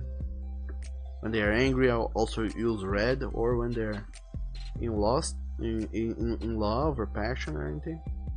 Lust even. But since this is black and white, there's not a whole lot of... It's not an easy way for me to go and use color, so I just try to keep it in mind. Should it be lighter or darker? What will work best, a light background or a dark background? And also try to keep a balance between the character colors and the neighboring panels colors. So I threw in a little black here just to make this panel pop out a little bit more compared to its neighboring panel, so they all don't look too much alike. And then when we go through these steps, we make meaningful backgrounds that don't require you to actually go and draw them. I don't know if you guys can see it, but there you go. We have backgrounds now, and I think that they help enhance the entire thing without actually being too cumbersome. As in, they're not visually hindering you from being able to see the characters and everything else that is going on, but they're not so simple that you might miss them, because if they're too simple you will miss having a background. And anyway, Oni, you're just adding noises because you wanna. You're a rich boy, you can spend all your good boy points. Oh, that you can. Those delicious good boy pounds of yours. You can do that.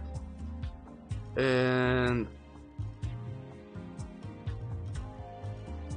Tiger said pretty, and Neku says ooh, and the hacking expressions are on point. I'm glad you think so, Nekiroy. I actually did a very sleazy job on this page. I think I was kinda not feeling out of it. I was trying to focus on draw this, but it was proving itself to be kinda impossible to focus on this page. So I didn't do a very good job on the expressions on the characters. I feel like I could have done a much better job if I was inspired. But such are the hazards of working with art and creation sometimes. There will be days where you're totally not feeling it, but you still have a deadline to honor.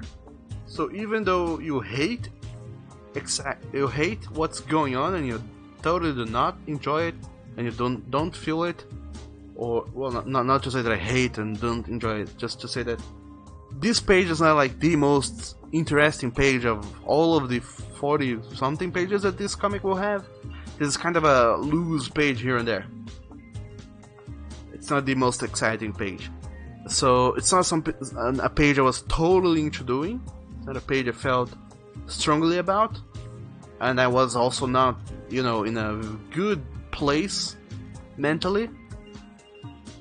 So I didn't do a good job on this page. I could have done a much better job if I was inspired or this page was more interesting to me personally. But I guess that in the conditions that I was able to do a good job. Could have been better, wasn't, but I still went and did it. Much better than saying, no, I won't do it until I'm totally feeling it, and then postponing it and never doing it. Because this is a page that I might never have felt like doing it if I were to wait for inspiration to strike.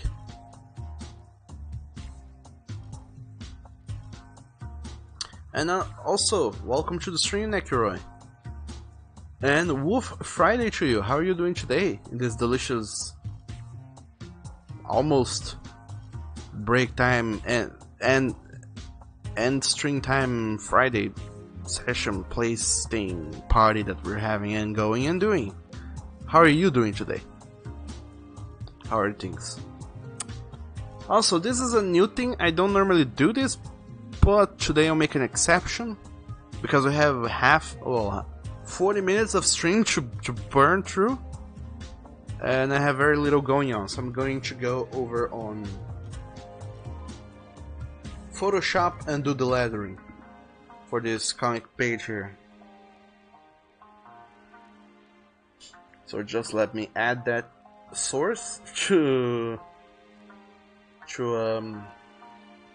actually never mind, I might have it here already. Do I have it? I wonder if I do have it.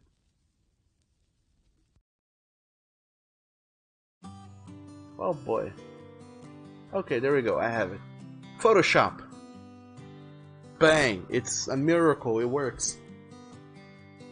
So Photoshop is where the magic of lettering happens. But Doug, why do you use Photoshop instead of using Clip Studio Paint, since you always say that Photoshop sucks and should burn to the ground? Well, my little inquisitive friend, let me tell you why I use Photoshop for lettering instead of using Paint 2 Sci or Clip Studio Paint.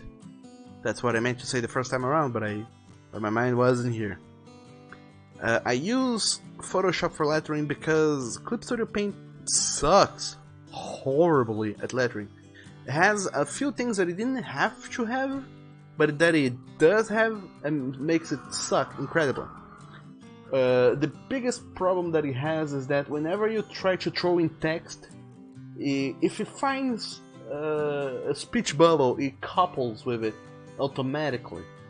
So if you just happen to have a speech bubble, well, you're out of luck. If you click to start typing a new text there, or you already have a text and draw a speech bubble around it, the Clip Studio will merge those two into a single object. So you can't separate that anymore. And that sucks. That's horrible. That's very bad design. Another big problem is that Photoshop, I use it for lettering because I can select each individual speech bubble and then a line of a speech, a line of dialogue that belongs to that specific speech bubble, and I can centralize those two elements, and so they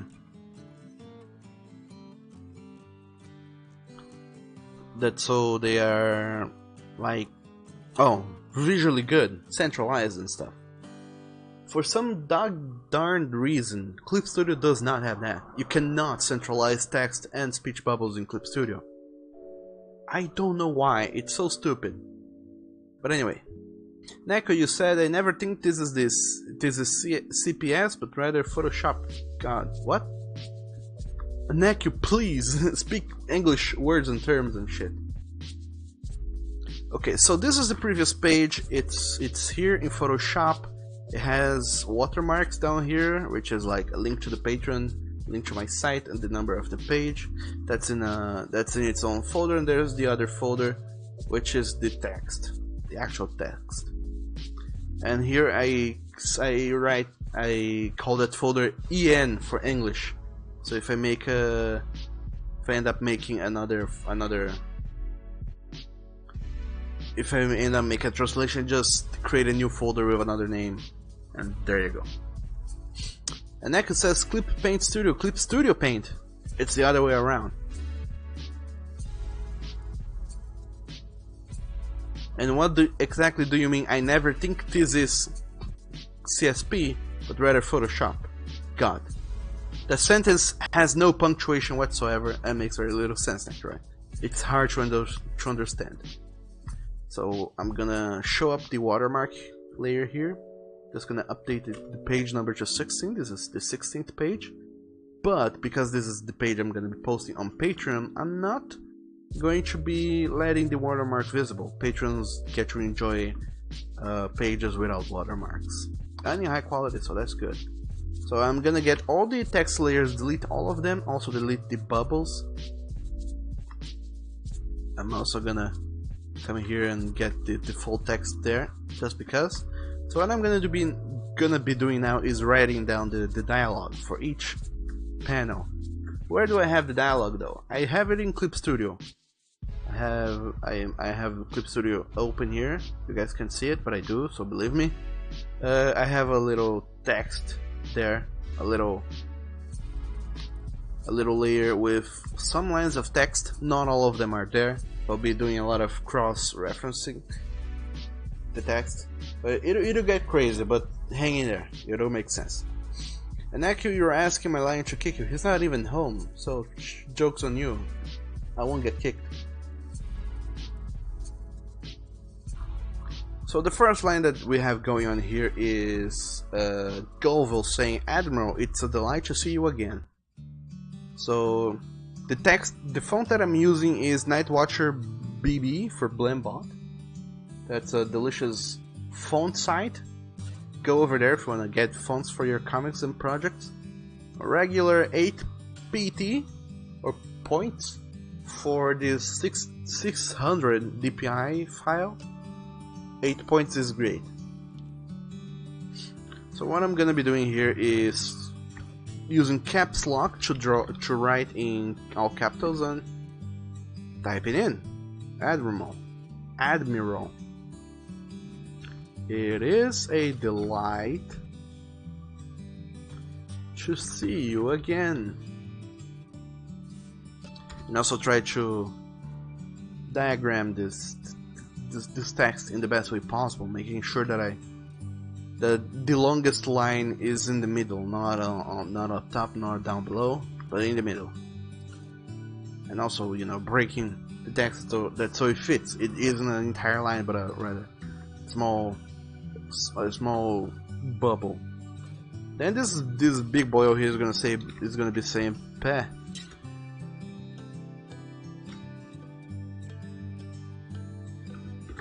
It's not a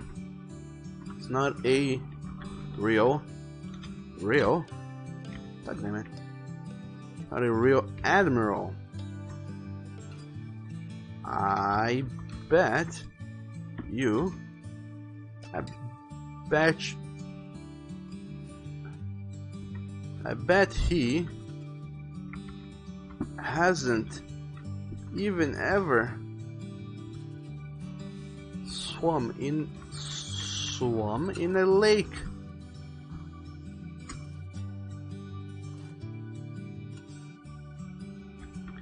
Isn't that so, Edmonton?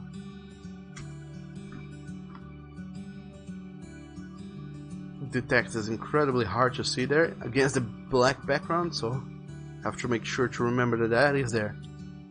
And then Adamento keeps his cool and just goes and asks, "Where is Leonin?" That might be two N's. I don't know. I might have to go back through my files and check it out, because I created these characters, I named them, but I don't know which names I use for them, so I have to double check and make sure if Leonin is written with a single L, N, or two N's.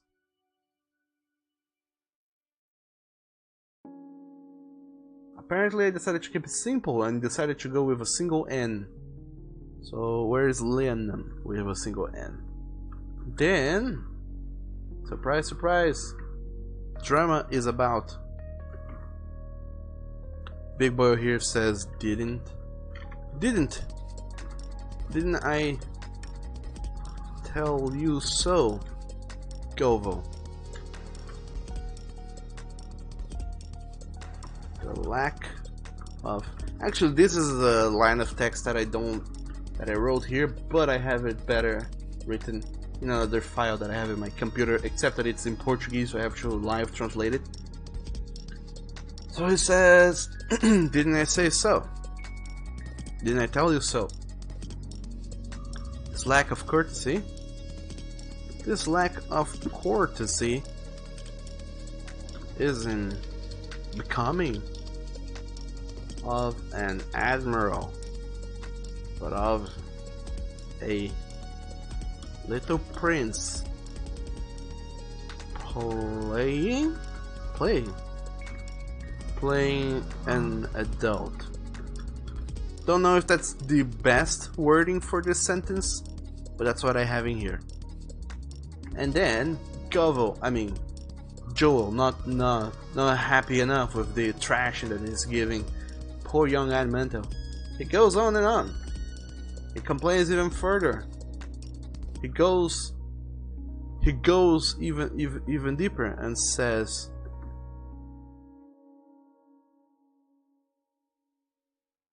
I have traveled 2 L's? 1 L. 2 L's. I don't know. I have traveled with 1 or 2 L's, possibly 1. I have traveled for 8 bloody hours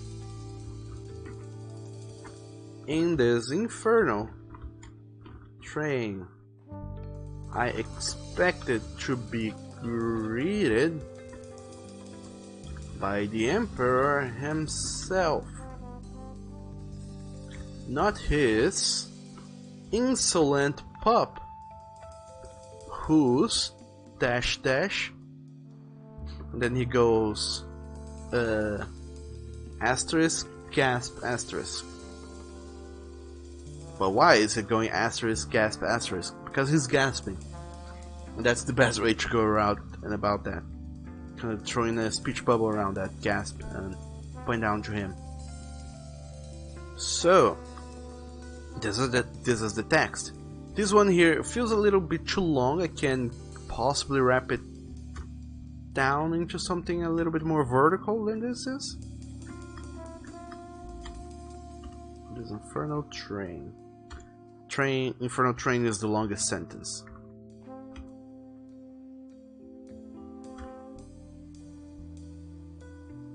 Okay, so after some cutting of words, I guess that this is the best way to keep this bunch of text in the most circular way possible. It's as round as can be. Also, hello there, Nikolai McLennan. Welcome to the stream, and thank you so very much for that host. How's it going? How are you doing? And this last line here, this lack of courtesy isn't becoming of an admiral, but of a little prince playing an adult. I'm gonna give it some cuts as well to try and make it less horizontal, more vertical.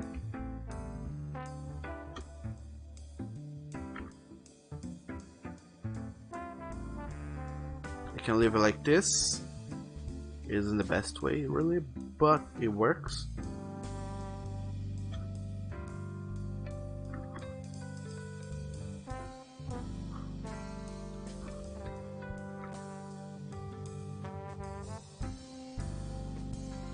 I guess this is the best way to make it work.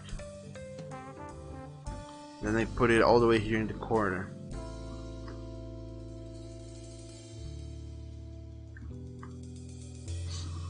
And now is the fun part, but not really. The part where we start drawing circles around. I'm gonna create a new layer, put it below the first part of text, get the circle, and start doing circles around the speech bubbles. I'm just gonna freehand these circles, not even gonna bother making sure that they are the right size or anything. Just gonna overshoot it a little bit, try and fit it all inside the circle. If we need to adjust it, we'll do so later. And Nikolai says, I'm doing good, thanks for asking, Daddy Doug. Well, you're welcome. How's it going, Nikolai? How's your week? How has been your week? How is going your... Maybe a line cut there would help. How's your Friday so far?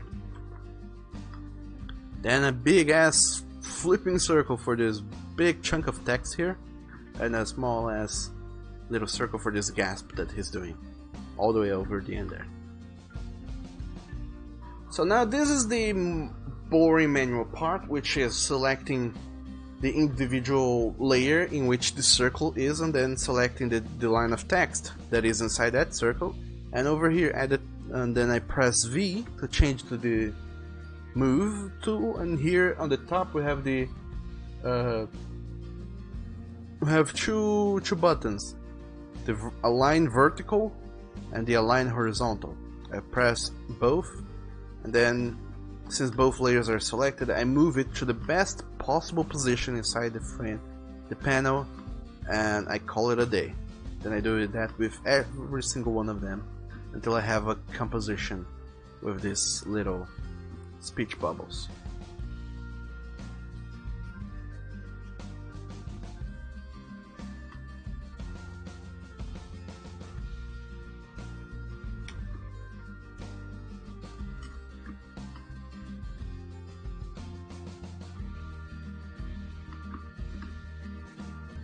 And then this takes a little while, but it's like a slightly fun. I won't say that this is the most fun I've ever had doing comics, but it's not as stressful as trying to do other stuff, such as doing big complicated backgrounds or drawing a very specific expression. There's some sort of graphical design part of the comic that's not incredibly hard. It just takes time because it's very mechanical. But when I arrive at this part of the comic where I'm just positioning lettering around, I know how close I am to actually finishing the page. So I go now, get all of the circles, those layers, I merge them into a single layer. I merge the shapes, and I go into effects. You can't see the window, but I just add a stroke line. It's 5 pixels big on the inside. So now I have added a little stroke line around them. Then I change to the pen tool with P. Over here I change the create new layer to combine layers. It's a hidden little trick there. Then using Ctrl, I select the speech bubble I want to edit. Then I throw in a little arrow. And using Ctrl to adjust the position of the dots. And Alt to apply curves into them, or rather transform them into curves.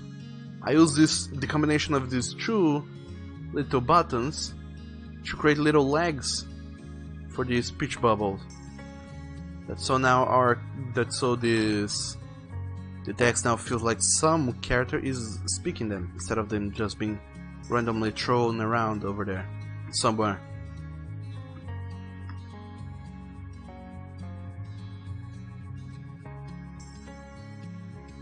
And then I do that with every single piece of speech bubble, and there's a lot of them. So most of the time I try to keep lettering simple, that's so this part here doesn't get incredibly annoying and incredibly frustrating. Sometimes though I don't think about the lettering until I'm done with the art, which means I have to improvise. How the hell am I gonna fit this line, all this text, into this very, very narrow space that I have left for lettering? And then I have to start improvising and studying the whole place and trying to come up with creative and visually good ways of resolving the problem of how do I fit all this text into this small panel.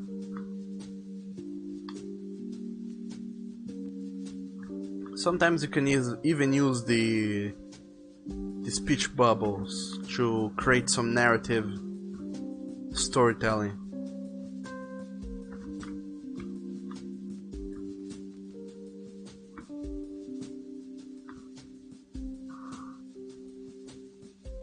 Not always super clear on how you go about doing that. There's not a written manual on how to make comics, but some things you can kind of get a feel for. Some things you just go doing and hope that one day you get it right.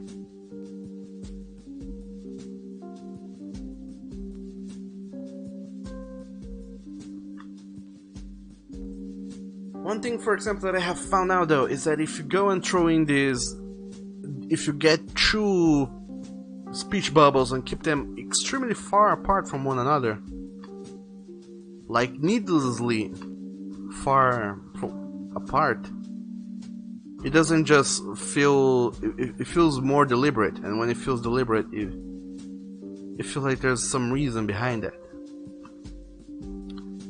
So this one time I was able to write a scene where a character was saying something, but it was a very big panel, and then there was one speech bubble saying one thing, and a very long connection line, and on all the other side another connection line. There was the speech bubble saying the rest of the thing, and the sensation that you got from all this deliberate separating and really elongating this connection line was that the character said the first line, then he took a while, a breather or whatever, before saying the other line. So I feel like he took a pause there, even though there's nothing here indicating that. You kinda can infer that from the way that the page is composed. And Nikolai, you said that you're doing good, thanks for asking. And it's been a cold and quiet Friday so far. And Sammy said that it's almost time to say goodbyes. Yes, it is indeed time to say goodbyes. But now you guys have gone and saw how do I do my lettering. This is the first, I never do this on stream. But this time around you guys got to see how it is to go about and letter one of these pages. And why I do them in Photoshop. If I were to try doing this on Clip Studio, it would be a nightmare. So once the page is done, I go and save it as a JPEG file. So it becomes a very big file because the resolution in this thing is ridiculous. And then I save it again, but with the watermark layer on. I save it as a JPEG file, but on another folder. I save it on the standard quality folder, or the small quality, whichever one you prefer. And then I save the file, and that's it. Close that, close this. This I just used to duplicate the lettering and the watermark folders. I just opened the previous page to make sure I get those things. Then what I'm gonna do is go back here in Photoshop, open up the JPEG that I saved, the standard quality. So you can see this is a JPEG because there's no layers in here. This is a single file going on. As you can see here, there's a lot of details going on as far as anyone's concerned. You can zoom in very close, see all sorts of details and pixelation in these things here. And in here I have a little script that I made that is the comic resize. It does, you can't see this window, but it does just 2 things. It reduces this file to a 1500 pixels tall page, and then it saves it. It's a 1500 pixels wide page. One or the other. It saves the biggest size to 1500 pixels and then saves it and closes it. But just to show you guys the difference, I'm gonna do that manually. So this is the image resize. I'm gonna play that action. God damn it, I did the wrong thing. Well, never mind. I can just open the file again, but this time the smaller one. So now it has reduced the size, saved it and closed it. What means that now I have the standard quality page. Now I can't zoom in that far anymore because, as you can see, this is a low quality JPEG. Can still get to enjoy the page, the story. You're still able to read the text, but it's not as crisp as the high quality version. That's partially fault of this font size and also of the font face. But now that this is ready to be posted on sites such as Furfinity, Safari, Furry Network, my own personal site, and any other sites on the internet, because this is a very small file. And instead of going and doing that manually, I have done a little script that allows you to do that automatically with each and every file that you have. But this isn't over.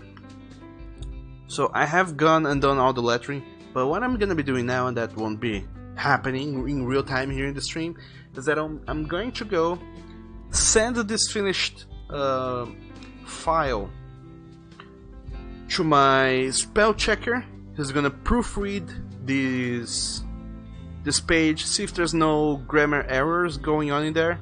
It's gonna see if there's nothing wrong or weird in the way I have phrased sentences and the way I have written them, and then he's gonna get it back to me with corrections that I may or may not have to do.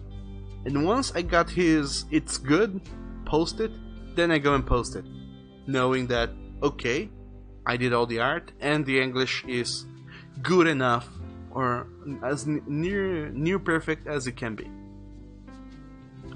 But that part I can't show here on the stream.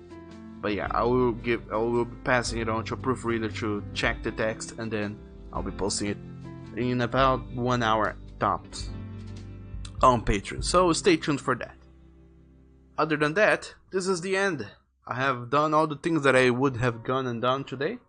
And now it's time to say goodbye to every single one of you delicious boys and girls. It's time to end the stream.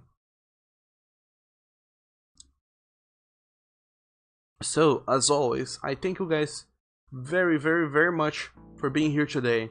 Hope that you guys enjoyed the stream, that you had fun watching me play a little bit of Eastshade, and then watching me finish up the work on the comic. If not, well, as always, let me know what the hell I have not done wrong. I have not done right, rather. Because it is incredibly likely that I have gone and did something not good. So please let me know, that so I can go and improve on it.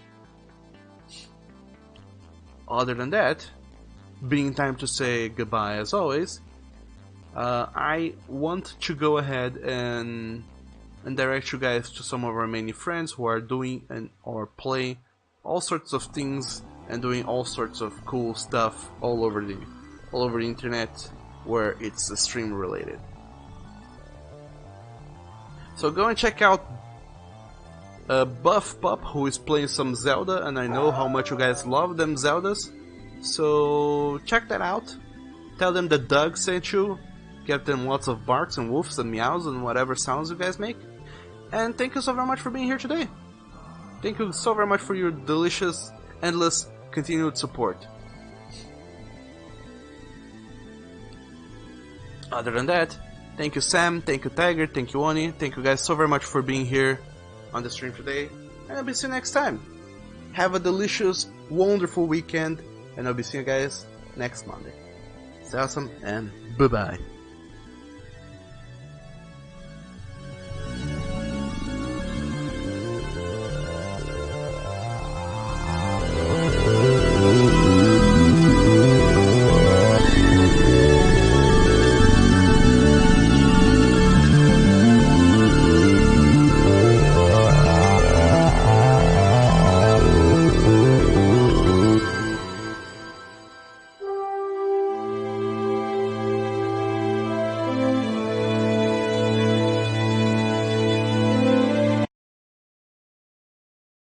No, let go. What's with all these raids today? What's happening? Douglas, Kim, holy crap, my goodness. My flipping goodness. Holy gosh, dang. You want this yellow ruby? It's only 10 bucks. Welcome on in, everyone. How are you guys doing today? Holy hot dang.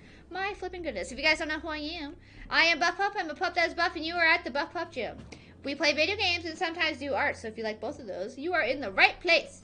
Welcome on in. Douglas, how was your stream?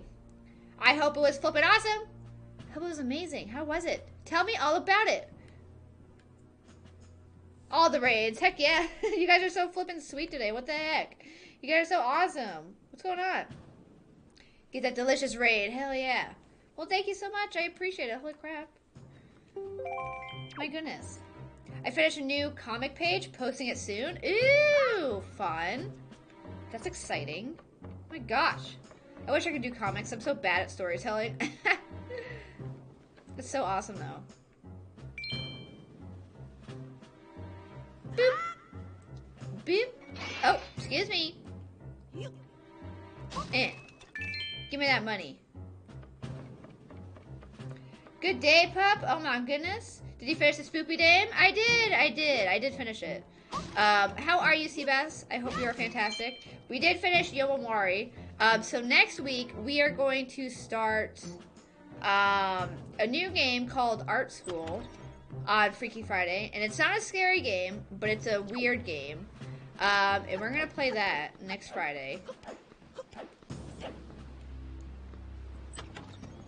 Because sometimes on Freaky Friday, we do weird stuff. Okay, I've been here. Alright. Art school! Shy and I love the flipping, we love the opening to the video because they start singing and it's just like a harsh open. Like, it's just like, psh, and they just start singing it. It's so hilarious. Gosh dang it. Ow. Okay, well, maybe I'll just go this way. But yeah, I can't wait to play it. It's gonna be super fun. It's an art-related game. But it's like very vaporwavy and just weird. It's just very strange.